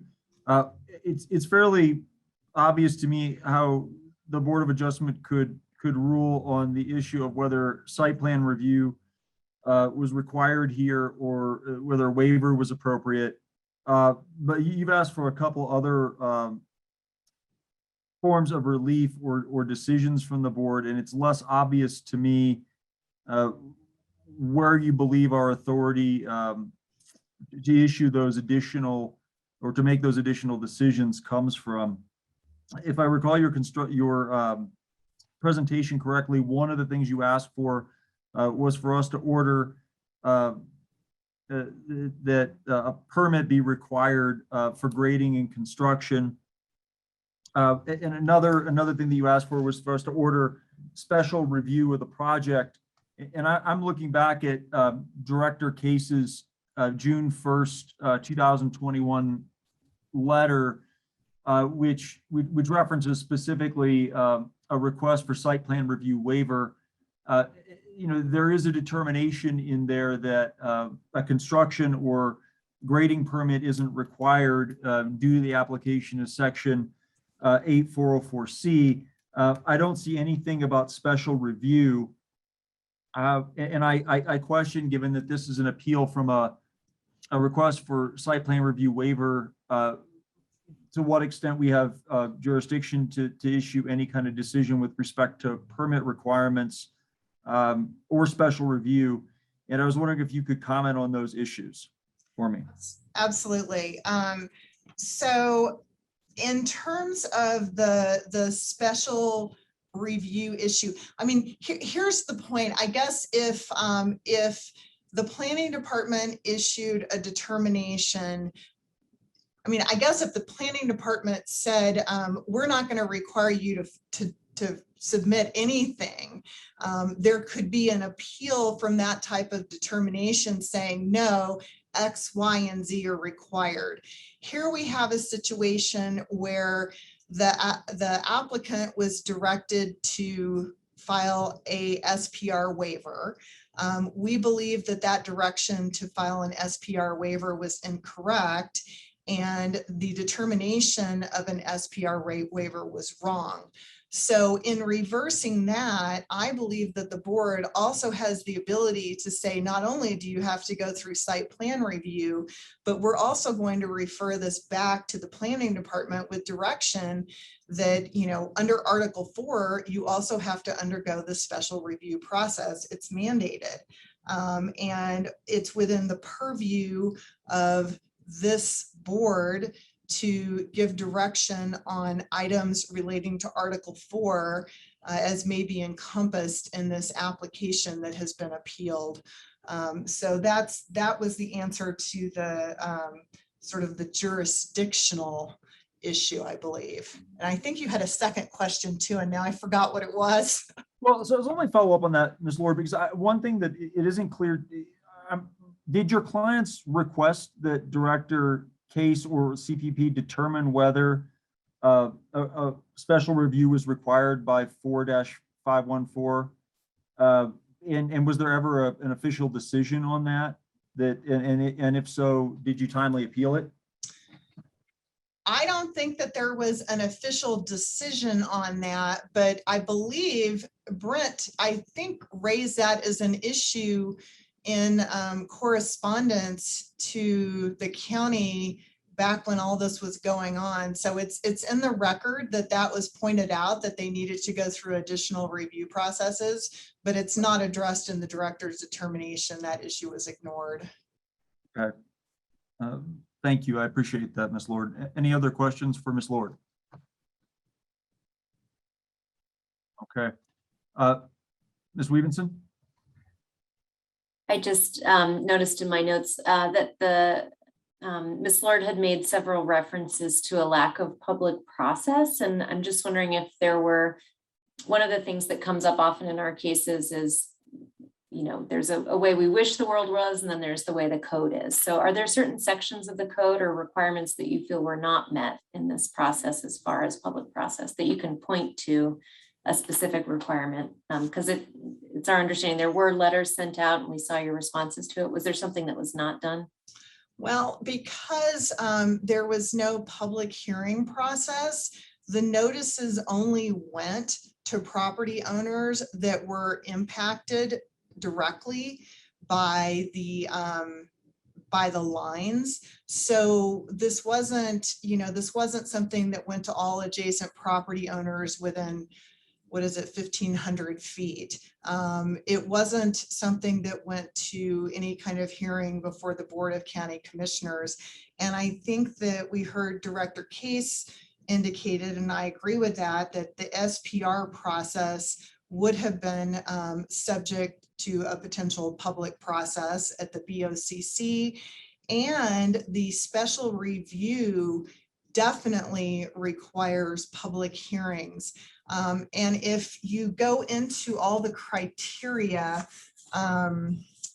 for site plan review, if an application for site plan review is actually filed, which it was not, remember we only had an SPR waiver filed here, then there are many more levels of review that occur, including really taking into consideration the visual aspects, the noise, things of that nature. The same thing would happen if we were in the special review process. I had a slide on that. Let me see if I can find this. I'm sorry, this is going to be. I had one in here on that, what the special, here we go. These are the kinds of, so here it is. This is what I was looking for, was that 4-601. So special review, and we believe that that is required and that the board can direct them to this process in addition to site plan review. Looks at all sorts of issues, including height and massing, unique locations and environments, scenic vistas, mountainous terrain, noise pollution. Are there ways that we can avoid visual impacts, and really applying the comp plan? So that's the section I was looking for. It's that 4-601 is where we really get into the weeds on all these issues that we think are important. Okay, thank you. Are there any other questions for Ms. Lord? This is Robert Ukaili. I have a question for the homeowners, and this is more curiosity. It's not gonna influence my decision, but do you know anything about the technical feasibility of Excel putting this line underground rather than hanging it on structures? We know a bit about that. I certainly think on the earlier application, the 2017, there were opportunities. There are fire roads in that area, and it seems like it would be fairly easy to underground there. Excel also presented an alternative at some point for that, to bring that line up 93 along the highway where it could be undergrounded. I think in Bear Canyon, you probably have challenges. I mean, I think there are lots of issues that need to be looked at in Bear Canyon around the geologic hazards that are there, the large towers that are there, the size of those towers. Some of the ideas that Kim pointed out, the line she's talking about is a composite fiber core instead of a steel core. So it weighs a lot less, it sags less, it's much stronger. So I do think there are probably many alternatives. Thank you. Mr. Rudge. Ms. Lord, I'd like you to comment on the code section 18-203 and the definition of a structure as Director Case has referred to it. And I'd like you to tell me if your case, if the appeal depends on these towers being structures, or if we took that away, you would still think that your case had merit. So I guess, let me make sure I understand this. I mean, first off, when I look at that definition for structures, and I don't have it right in front of me this moment, but it talks about things like underground utilities and lines. It doesn't talk about any kind of poles. So number one, I do think that we have structures. And then secondarily, even if you were to find that somehow these aren't structures, I still don't think that you qualify. If all we're talking about here is grading, if that's the only issue here, I still think they have to go through SPR. It's not entitled to a waiver. There's no waiver allowed when there's conservation easements in natural areas. But fundamentally, I do think these are structures that we're dealing with.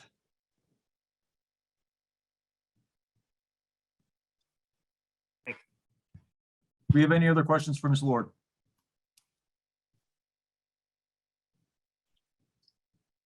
All right, seeing no other questions, Ms. Lord, I thank you for your comments, and we will now move to the public testimony portion of the hearing today. Remind everybody that we'll first hear from the folks who signed up in advance. Each person will have 5 minutes to speak. Each person, when called upon, should state their name and address for the record before they begin speaking. Mr. Chairman, this is Larry Hoyt, attorney for the board. I just note that the next person to or entity to present under our normal rules would be the appellee, so that then public testimony can address everything that's been presented. Is the appellee represented today? This is Anna Milner staff, yes, and I'm happy to promote them. If you'll give me one moment. In that case, we will promote them. I didn't see them on the list or in the materials that I had been given, so I'd wrongly assumed that they were not here. But you're quite right that the appellee should have a chance to present its side of this dispute as well.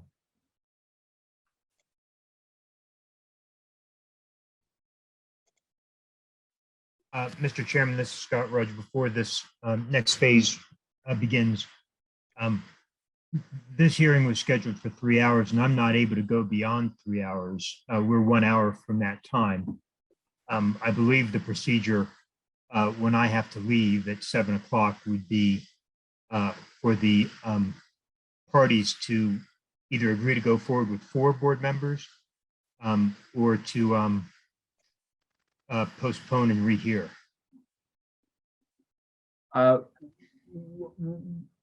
Well, so I guess there are a couple issues here. The first is that there's no way we're going to finish this in the next hour. With the appellee having 30 minutes to state their case, questions, and then public comment. We have at least 5 people. Yeah, 5 minutes each. That's half hour. That's why I'm bringing it up now.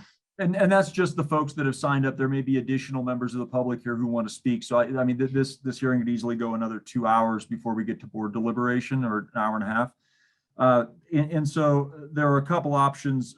One is that the parties here stipulate that they are okay moving forward with 4 of the 5 members of the Board of Adjustment.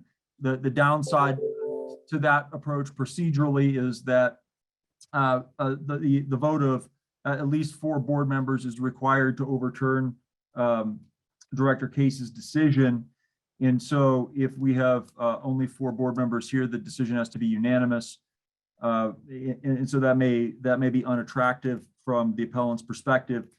And I may ask Mr. Hoyt a question here, but it seems like there are 2 options. One option is that we continue this hearing to we get in as much as we can tonight, continue this hearing to another day. And the other option it would pose, Mr. Rudge, is that we rehear this matter on another day. I would strongly prefer to continue this matter to another day so that we don't have to rehear presentations from CCP and the appellant and the appellee, because that doesn't seem to be a good use of time for the board members or anyone else. And so I think it may be appropriate for us to take a a moment and talk to Mr. Hoyt about what our options are for handling this hearing, because I don't think that there's any chance of us getting through it in the next hour. Mr. Chairman, this is Larry Hoyt, the attorney for the board. I would just note that I think what you've alluded to is to ask the appellant. It's really the appellant's decision, since they're the ones who have to overcome the current county situation. It's their appeal that has to be approved by at least 4 members. So it's really up to the appellant whether or not you proceed with only 4 members, and depending on what their answer is, if they don't want to proceed with only 4 members, then perhaps the board will then decide to proceed with a continuance. It should be a continuance. There is no reason why this should be reheard in any fashion. The appellants made their case. It's all on the record. So it's just a continuance to continue hearing this case on a future date. Yep. And I'm sorry, I misspoke when I suggested a rehearing. A continuance would also be fine with me. Mr. Hoyt, I agree with all of that. Ms. Lord, are you there? And if so, I'd like to ask for your views on whether you'd like to proceed with only 4 of the 5 Board of Adjustment members, or if you would prefer to continue this hearing to another date when you will have a full board of 5 members to deliberate on the appeal. So number one, I'm very happy that we don't have the option of rehearing. I think, I mean, because the standards are so high with the BOA, I think that we do want the full board to be making a determination on this, and I think that that's appropriate. I am concerned that there is work going on right now, and we aren't happy about the status of affairs, and so we were hoping to get something today.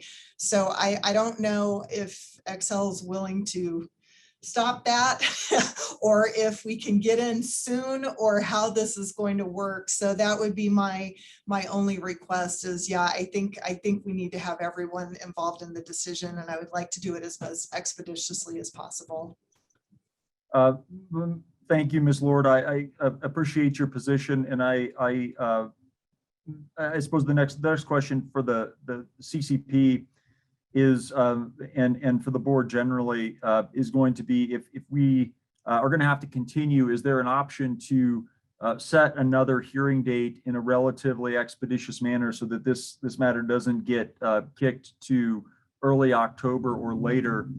And if so, perhaps we should discuss alternative hearing dates now while we have the interested parties available, and try to set another hearing date and continue this matter. I don't see any reason for us to have to spend more time tonight partially completing this matter. My preference is to just continue it to a mutually agreeable date, given that Mr. Rudge isn't going to be able to stay past another hour. Mr. Case? Yeah, thank you, Dale Case, Director of Community Planning and Permitting. I think we can see if we can come up with another date here on the fly. The good part is we don't have to find hearing room space, so that makes it a little bit simpler. So it's kind of all our calendars and just seeing who's available, making sure everybody's available for that time. So I don't know, Anna, if you've got a thought about how we might go about doing that on the fly here, but Sure. we can come up with a date much sooner than the beginning of October. If you'll bear with me one moment, I'll check staff calendars and then we can confer with the board and BOA attorney. Bear with me. Hi, this is Sarah Kellner, and I am only interjecting because I am here to represent Excel, and I do need to let you know that I will be in trial for the following 2 weeks, so it would have to be after that. So starting next week and then the week after. Would tomorrow be an option?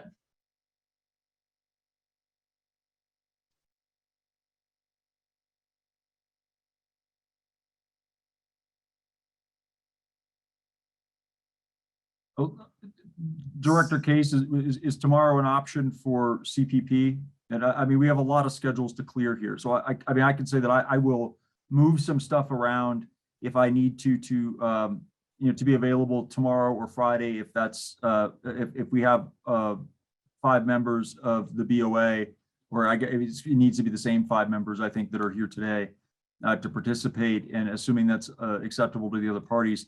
But we have staff schedules we need to clear. We need to clear the appellant's attorney's schedule, and we need to clear all 5 of the BOA members, you know, pretend at a minimum. Yeah, I mean, tomorrow I could make it work if that works for others. Let me find out from others. Susanna Milner staff, just looking tomorrow at 4, it does appear that everyone from staff on this call currently is available, except myself, and I can make that work. And Dale, you can move yourself around. So Ms. Frederick, Mr. Shull, Mr. Hackett, the county attorneys are all available at 4 tomorrow, according to staff calendars. Are there any members of the Board of Adjustment that are not available tomorrow at 4? This is Sarah Weavenson. I'm supposed to be on a bus by 4:45, so I'm assuming this will take longer. Yes. Okay. Yep. Sarah, I'm just so sorry to insert myself, but we do have an hour. Can't Sarah go ahead and do her 30 minutes and then we reconvene to let people speak that have signed up to speak? I mean, we certainly we can let Ms. Kellner make her presentation today, but we're still going to have at least probably 45 minutes of public testimony at the next hearing, plus board deliberation. And my suspicion is board deliberation is just, given the complexity of this, that I don't want to put us in a position where we only have 10 or 15 minutes to deliberate. So I think that we need to plan on there being at least an hour to an hour and a half, probably an hour and a half minimum for the next portion of the hearing, to make sure we don't run into another continuance, which would not be optimal. And so, you know, one option is, rather than trying to settle on a date now, if it's becoming too burdensome, is for the board just to vote to continue this hearing and direct staff to set a new hearing date at the mutual convenience of the parties and board, which I'm fine with. I'd like to get this appeal heard, but it doesn't sound like we're going to have agreement to do it in the next 2 days. And it also sounds like Ms. Kellner's schedule is going to prohibit us from having the hearing for the next 2 weeks. So it may be at that point advisable to have staff take over scheduling this and circulate some proposed dates. So, Or do we have to start? Sorry, Larry. Do we have to start as late as 4 tomorrow? Good question. What about starting at 3 o'clock tomorrow? That's fine for me. Would 3 o'clock pose any scheduling difficulties for the other board members or for CPP? That 3 o'clock works for George Gerstle. Roger, I'll make that work. I'll have to move something, but I appreciate the position I've put everybody in. I was just going to note that it would be very preferable to be able to continue to a date and time certain today, because otherwise we'll have to re-notice the hearing for the continuance portion, which takes time. Ms. Kellner and Ms. Lord, would 3 o'clock tomorrow work for both of you and your clients to the extent they want to be here? So 3 o'clock tomorrow is not going to work for us because some of the same folks who would need to be here are also working with me on pretrial stuff for next week. So 3 o'clock would not work. Multiple folks on this call wouldn't be able to make that. Okay. Well, it sounds like I could continue to suggest times. We could, if we moving it any earlier in the day tomorrow is going to be a problem with my schedule. I've got a number of other matters that in the morning and early afternoon that I can't move. So it's sounding to me like we're not going to get to it in it. And I'm also assuming, Ms. Weavenson, that Friday's not going to work, that you're probably headed out of town.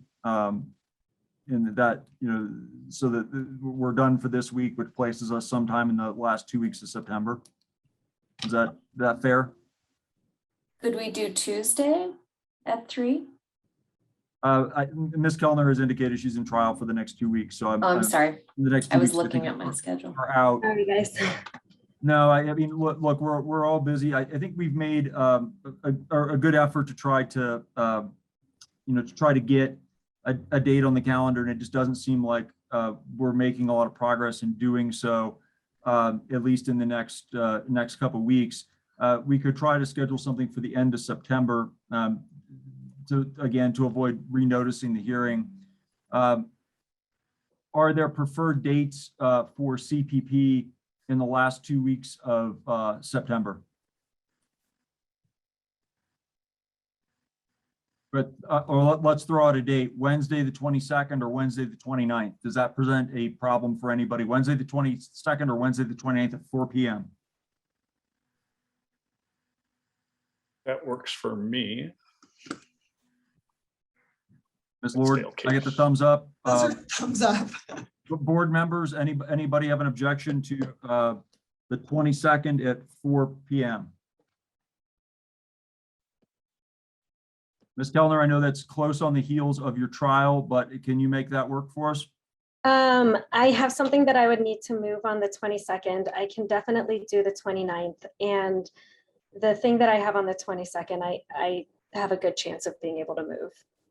Okay. But I would need to double check with other folks. Just very briefly, I do want to set it today. I understand that. And so I'm trying to confirm that other folks can also attend then. Okay. This is Sarah Webenson. My conflicts are really more childcare related than anything. So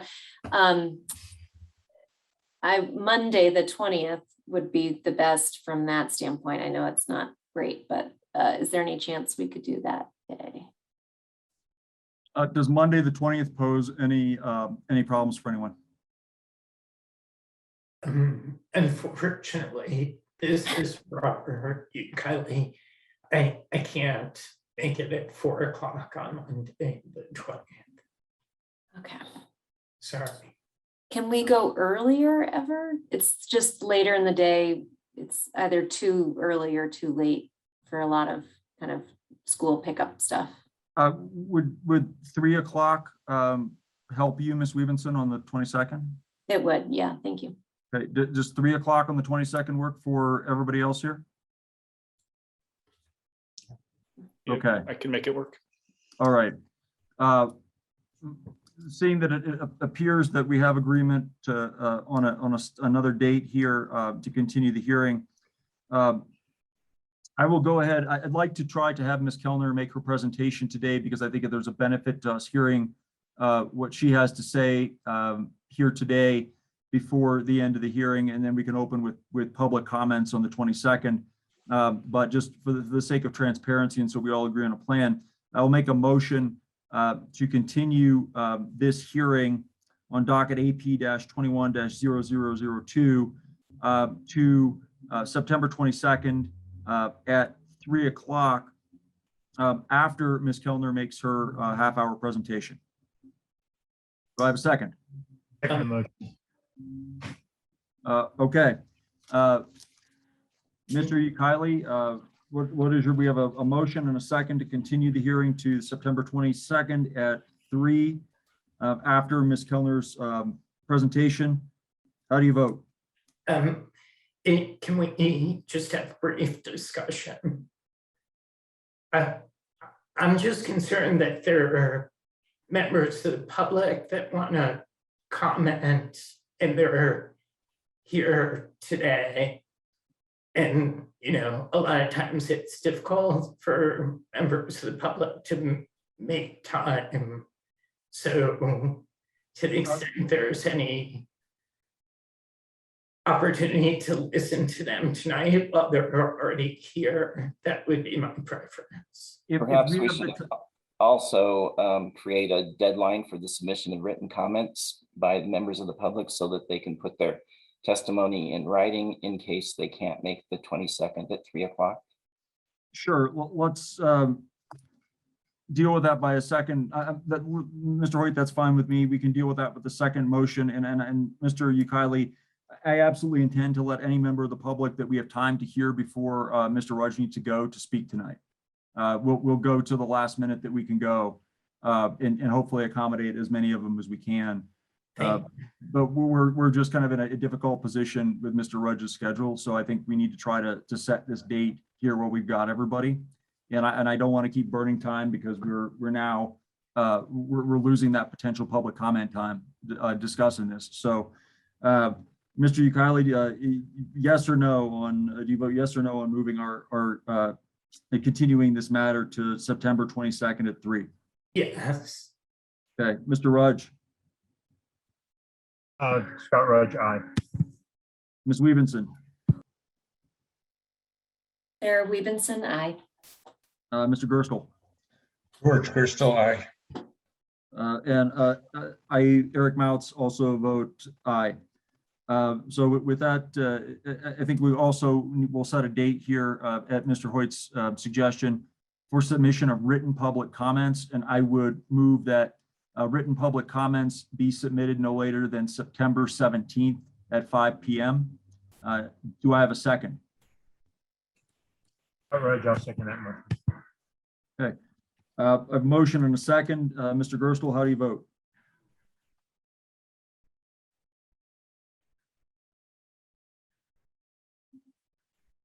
Mr. Gerstle? Aye. Okay. Mr. Rudge?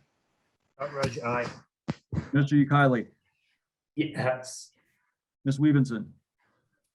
Sarah Weavenson, aye. Eric Mounts, I vote aye as well. So we've passed two motions. The first is to continue this hearing to September 22nd at 3 p.m. The second is to allow the submission of written public comments by September 17th, 2021 at 5 p.m. And the record will reflect that both of those motions have passed. And now to make use of the time that we have left, I'd like to turn the floor over to Ms. Kellner to make her presentation.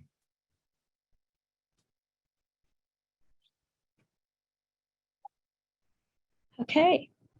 I am going to share my PowerPoint, and if you all can let me know when you see it.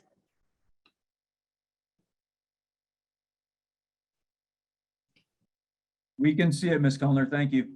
Excellent, thank you. So I just wanted to kind of start with a little bit of preliminary matters, including the scope of the hearing. There's a couple things that I think we need to kind of drill down on, and I think a lot of the board members have already started doing that by looking at the code. And the first— Excuse me, Ms. Kellner, this is Rick Hackett staff. Can you state your name and address for the record before we Oh, begin? yeah, of course. My name is Sarah Kellner, and I am representing Xcel Energy today. I'm from Fakery, Drinker, Biddle, and Wreath, and our address here is in Denver. So I just kind of wanted to talk about the scope real quickly, because first we kind of need to talk about and come back down to what I think Director Case was alluding to during his testimony, which is that this is not a new project. This is not a new electric transmission line. There are not new easements, permanent easements being acquired for this project. This is a maintenance of an existing line that's been in place since the early 1900s. And so because of that, if you look at the actual definition of the code, and I do agree with Ms. Lord that the technical meaning of the code is what ultimately matters for the board today. And what we're talking about today is the site plan review waiver. So there's been lots of talks about special use and all these other things, location and use review and 1041 review, but what is at issue today is site plan review waiver. And the language that the appellants asked you to kind of zone in on is right here, which is new structures, 500 square feet or more, in the 250-foot buffer associated with a natural landmark or natural areas. And this portion of the language that she zeroed in on. The issue here for that argument is that, as we already talked about, is that structure in the code is very specifically defined. And while it may be true that the poles were referred to as structures in the application, that doesn't change how structure is defined in the code, and even more importantly, how structure must be defined when evaluating whether or not it's a new structure that requires site plan review. And very specifically, it says that a structure is not utility mains, lines, and underground facilities. And I know there are some questions about whether lines includes poles, but I think that there's definitely the rule that you have to interpret the code so that it makes sense. And you can't have utility electric lines without poles. So certainly that means that utility lines includes all of the facilities that go along with those lines. So those are not structures that require site plan review under these circumstances. The other piece is the scope of the project. What the appellants have asked you guys to do is to set aside the grant of the SPR waiver, send things back for full site plan review. But then they've also asked for planning to require special review and location and extensive review under 1041. And I'll get to the code and grading and building requirements in a second. But first, to focus on the location and extent review, what's very important is that all of that, so location and extent, areas of state interest, 1041, all of that is under Article 8 of the code. And very specifically under Article 8 of the code, it says that it's the duty of the Board of County Commissioners to perform all functions set forth in Article 8. So that means that the Board of County Commissioners is the board that hears appeals from any person aggrieved by a decision relating to Article 8. So that's the location and extent, that's the activities of state interest review, and that's an appeal that has already taken place. So the Board of County Commissioners has already reviewed this project and decided that the exception from Article 8 review was properly applied in this particular case. The other thing that was brought up was section 4.514, and this is why it's so important that this is not a new project. We're not installing lines where they've never been before. We are not asking for a zoning change here. There's no new or special use. It is a use that has already been put in place in this instance. And so I'm sure you guys see this all the time where people want to change the zoning of their property and they come to you, and that's where you're going to examine section 4, whether it's 4514 or any of these other sections. If somebody's asking to change the zoning so that a use can be permitted there, that's certainly when this type of review would be required. But the reason the county didn't require that here is because, again, this is a use that's already been approved and is already in place. And so there was no requirement for special use review. There was no requirement for a new approval of this use because it's already in place. So that is why that did not happen. So what is at issue is the site plan review, which can be waived. And we've heard a couple things from the director in that it may not have even been necessary in the first place. I know that there were questions about whether or not that's something that you can evaluate today.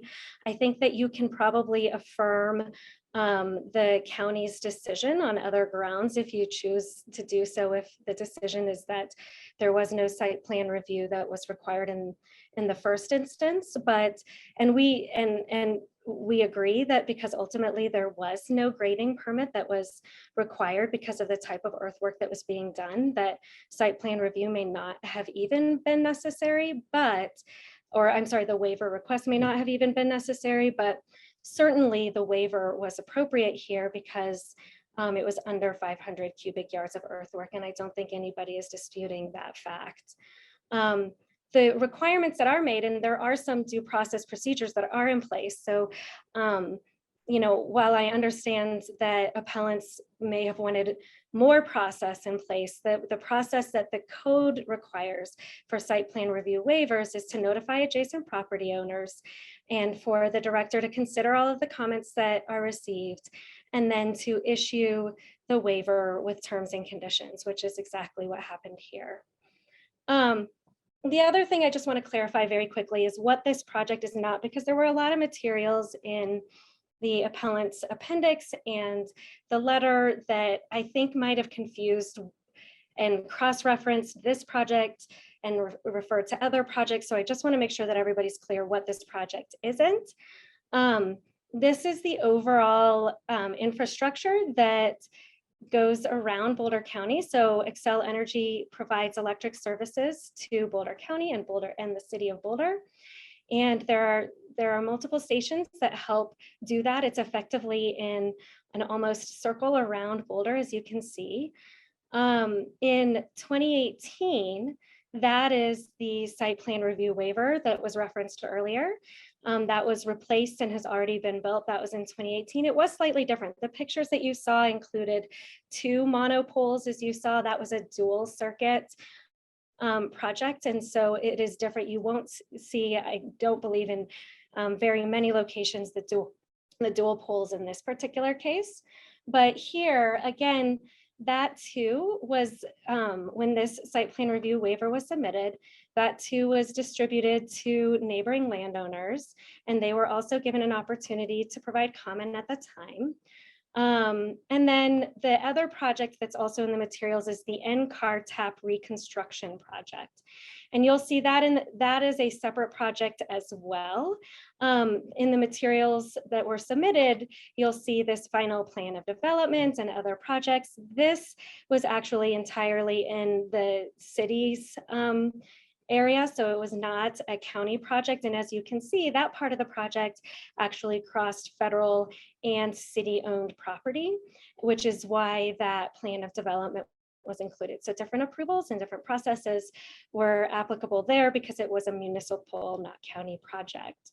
There were also materials in the appendix here that I just wanted to make sure to clarify that none of these projects that are listed in this 3206 report are at issue here.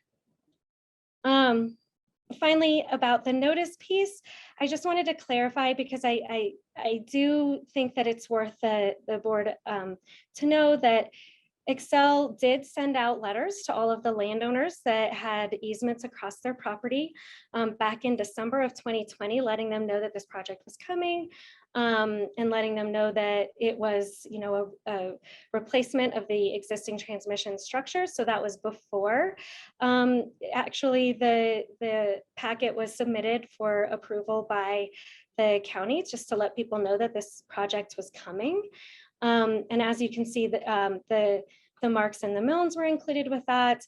So that was several months before even the project was submitted through the county. And then just to give a quick update about what the project is, you've seen this map before. The part that we're focusing on now is what is being replaced in 2021. The project area itself includes several structures. Overall, there's an existing 29 structures, but it's going to be replaced with 23 new structures. So there's actually going to be less structures after the project is done. And on this portion of it, it's only string and conductor on structures that have already been put into place. The easements that are in existence, so these lines have been in place for a very long time. There's a lot of existing easements associated with this particular project.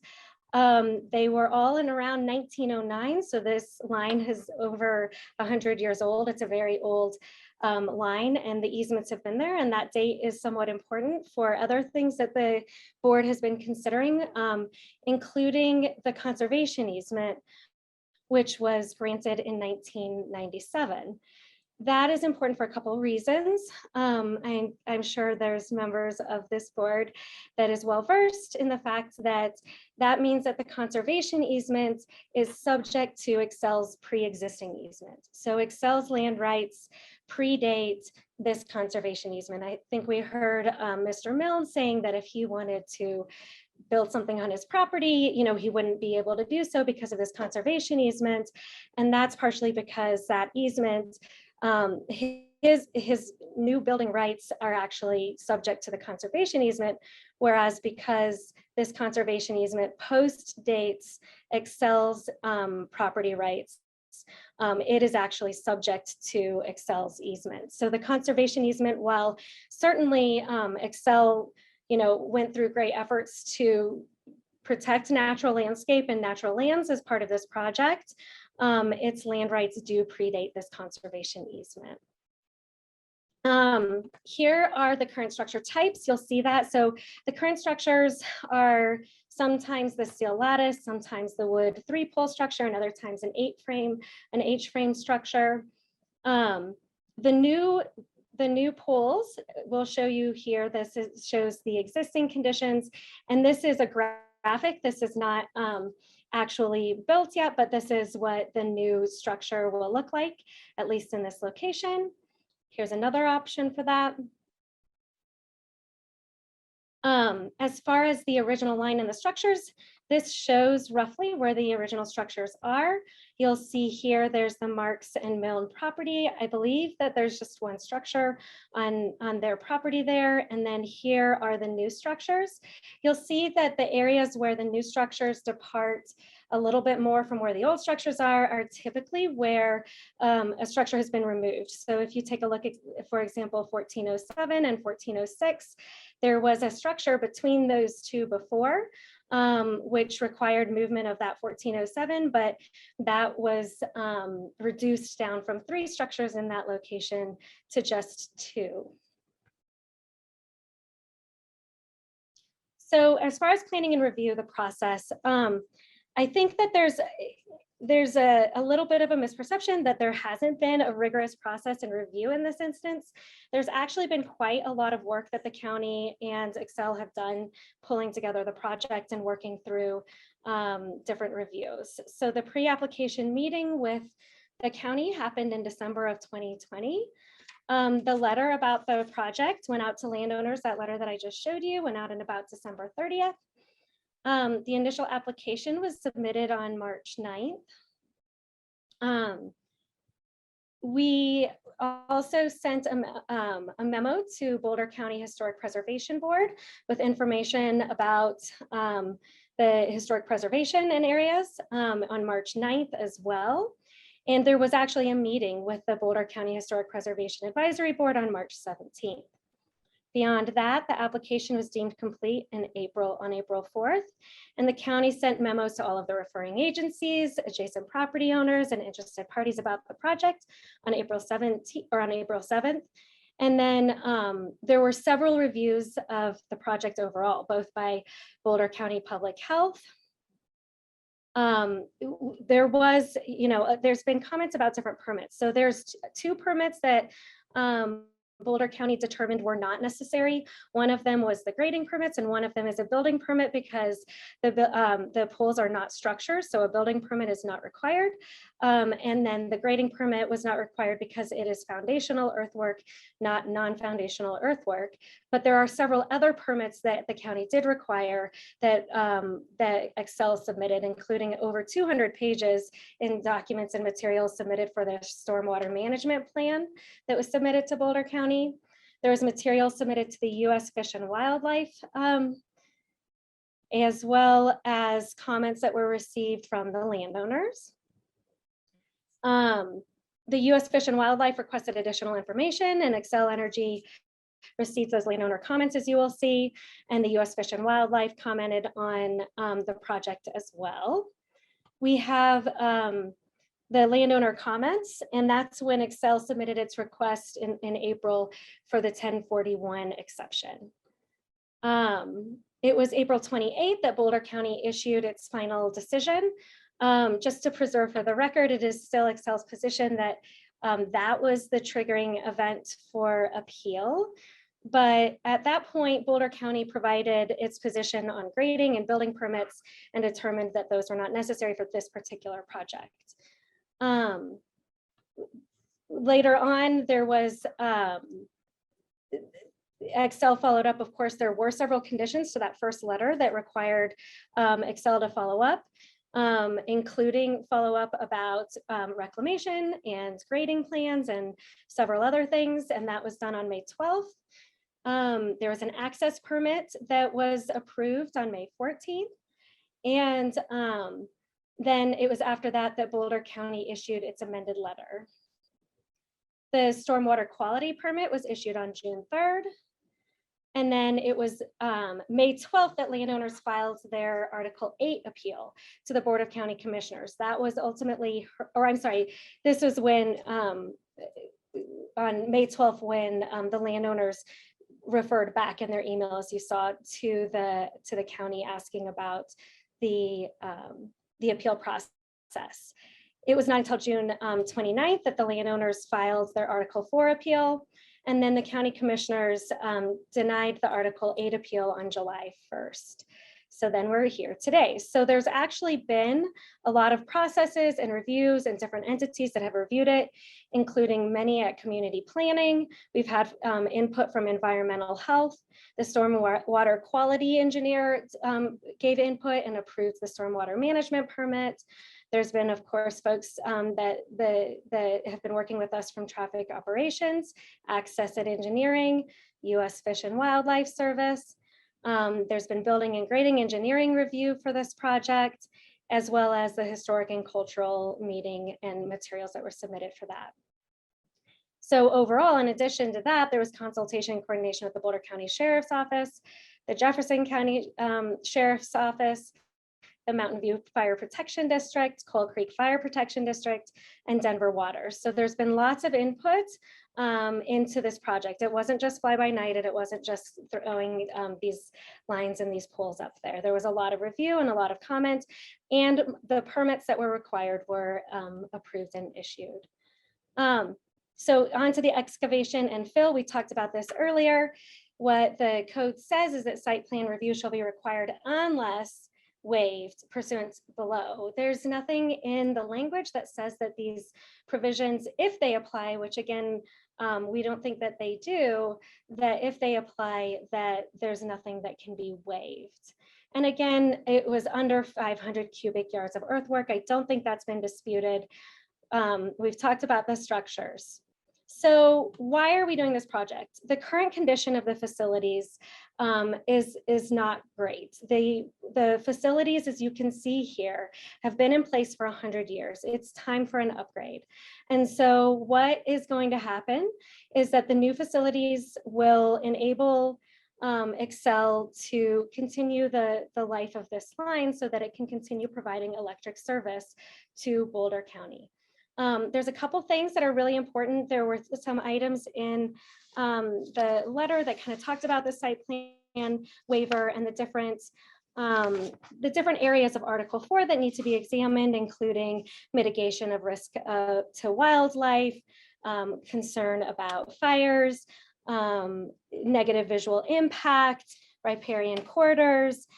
All of these considerations and all of these things were actually taken into consideration in consult with Boulder County. And so a lot of aspects of this project were meant to address those concerns that are listed in 806 and 4806. So I'll talk about a few of those. There's aesthetic and safety reasons for doing this. First, the county has requested and Excel has agreed to use these weathered steel treatment on the poles so that they are not, bright, shiny silver. There's going to be non-specular treatment on the conductors, so that makes it so that they too are not shiny. We're moving from single pole versus H-frame or lattice. That might be in the eye of the beholder. I understand that perhaps Ms. Marks and Ms. Milne would prefer the lattice or the H-frame, but a lot of folks prefer the single pole. And overall, there's a reduction in the number of structures on the project. The environmental benefits, the way that we dealt with that is there's actually going to be a smaller footprint because there's less poles. The type of poles that are used actually has less potential conflict with trees. And so that helps with a lot of things, including maintenance of the trees, as well as the ability to not have the concern about it hitting the trees. It's also following the previous line's path. That was important. There's not new permanent easement being acquired as part of this project. And of course, Excel has been using minimally invasive construction techniques. Now, I understand, I think in the materials it talked about the helicopter trips and all of that work. I can tell you that the reason this was done via helicopter was very intentionally to help protect the wildlife that is there, and to help protect the natural environment. So trucks are not driving to these lines. Actual crews and materials are all being brought in by helicopter, so that there is less impact to the grounds, to these structures and the areas that they're in.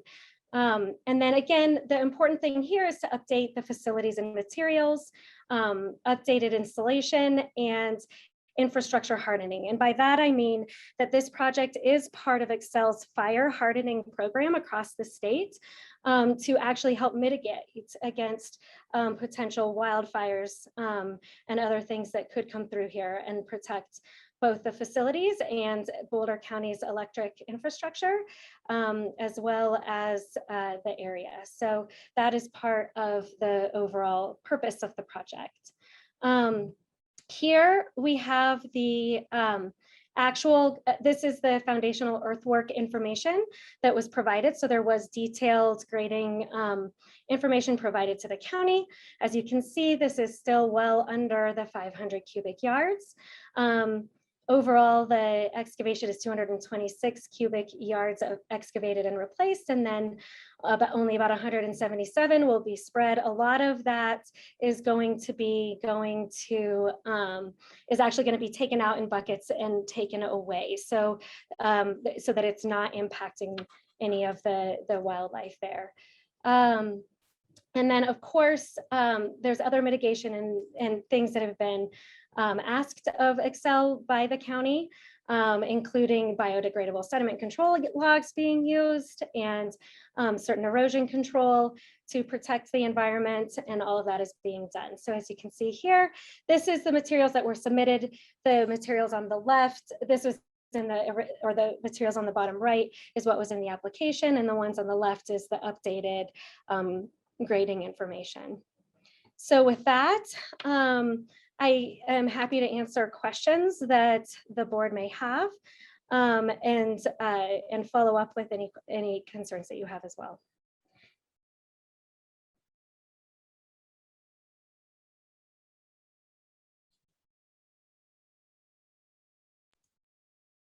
Thank you, Ms. Kellner.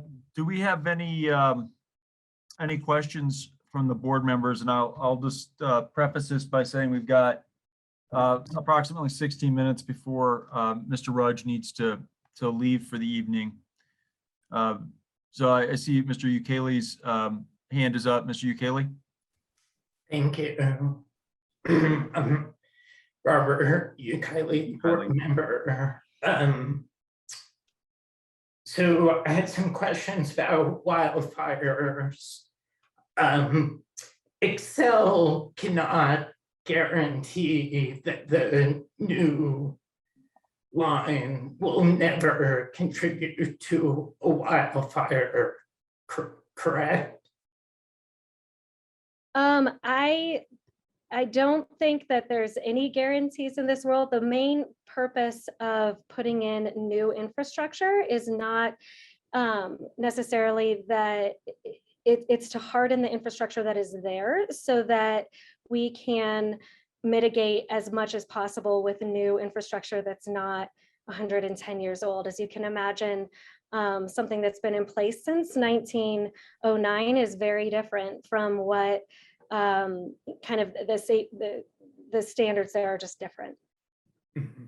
So because Excel cannot guarantee that this line won't contribute to wildfires, then it'd be fair to say that there's the potential for this line to contribute to wildfires. Correct?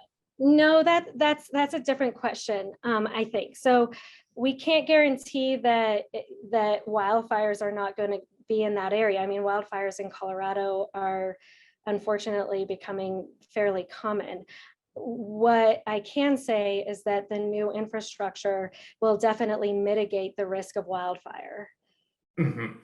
So, but I'm gonna have to ask the same question. Mitigation does not mean that you can guarantee that this line will never contribute to wildfire, correct? I think, so I might just draw you to 8406A5. So that's what I prefer you to answer my question first, please. I don't think there's any guarantees. I don't think that this line will, by any stretch, increase a risk of wildfire. Mm-hmm. But because you can't guarantee, that means that there's a potential for the line to contribute to wildfires, correct? I can't guarantee that there's going to be no wildfires. I'm having a tough time. And the reason I'm saying that is because I can say that this project will reduce the risk of wildfires because, given the 100-year-old facilities that are there.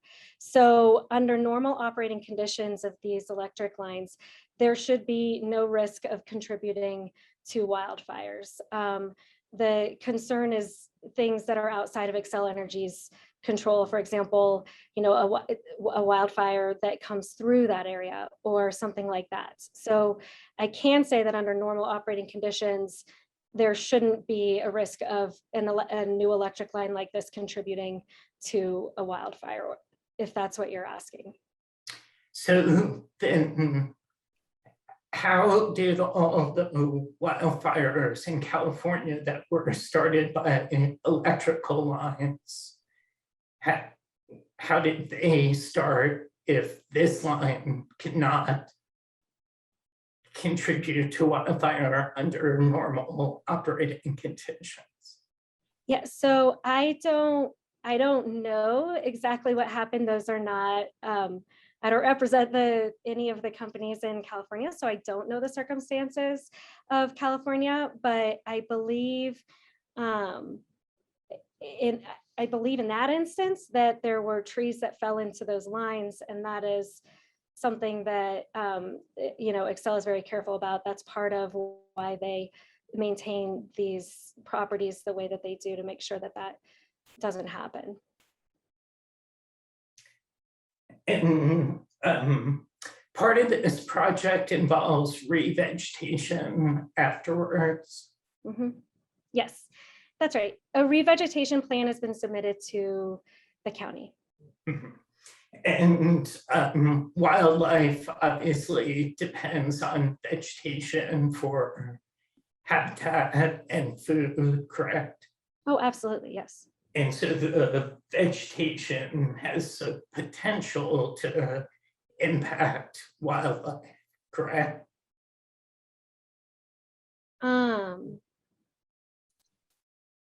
Yes, yeah, vegetation definitely impacts wildlife. Okay, and that includes the Preble's meadow jumping mouse. Vegetation has the potential to impact that particular species, correct? Sure, I am not an expert in the Preble's jumping mouse. I know a lot of people are, so I don't want to offend anybody who might be, but I would have to assume that the Preble's jumping mouse, that they rely on vegetation, yes. Mm-hmm. And Xcel didn't put anything in the record in front of us about noise impacts from the helicopters on wildlife, correct? Well, we actually did submit our plans to US Fish and Wildlife, and US Fish, including using the helicopters and all of the construction methods that were being used. And one of the things that they actually found very favorable was using the helicopters because it didn't require crews or personnel to walk or take trucks to the location of the structures. And so they actually, that was one of the methods that was requested to actually protect the Preble's jumping mouse and to protect the area. So that is included in both the reclamation plan that was submitted to the county and the information that was submitted to US Fish and Wildlife Service. And they found that, and the US Fish and Wildlife Service reviewed the plans on the projects and commented on the county's or on Excel's project. And their materials are part of the overall application. I'm happy to, I do believe that their materials were included, but if they were not, I'm happy to supplement those for you. And are my question was about the noise from the helicopters. I don't know the answer. All I know is that the US Fish and Wildlife Service, that was one of the methods that they preferred. So that's all I can say that I know.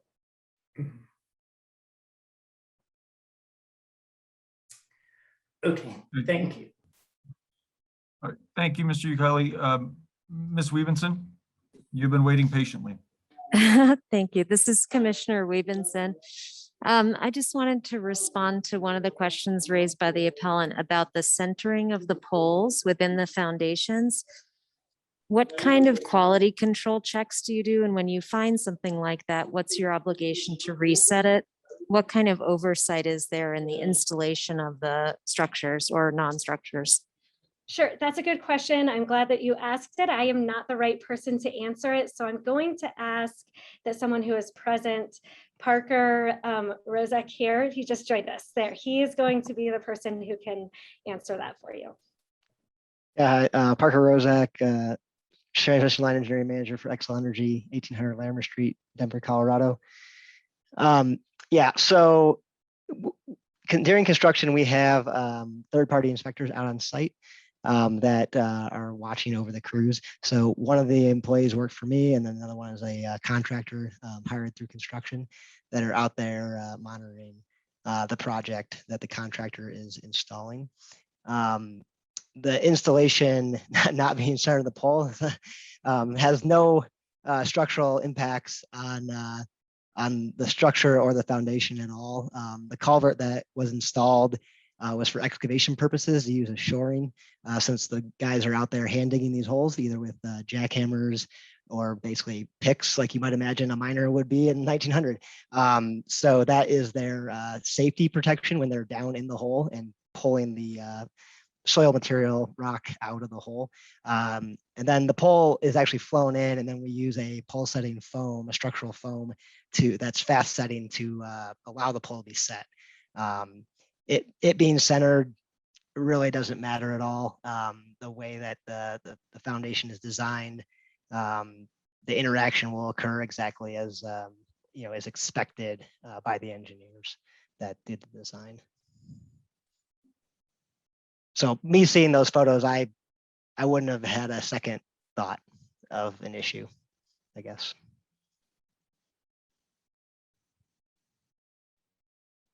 Okay, thank you.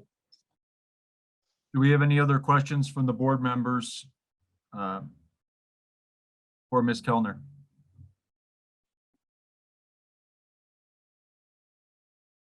Okay.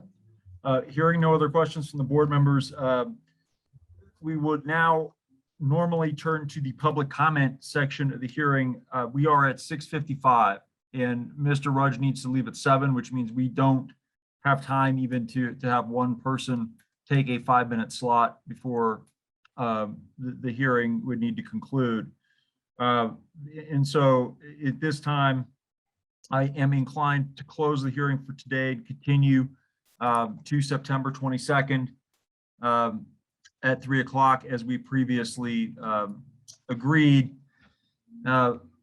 And so I'll make the motion that we now continue to September 22nd at 3 o'clock. Do I have a second?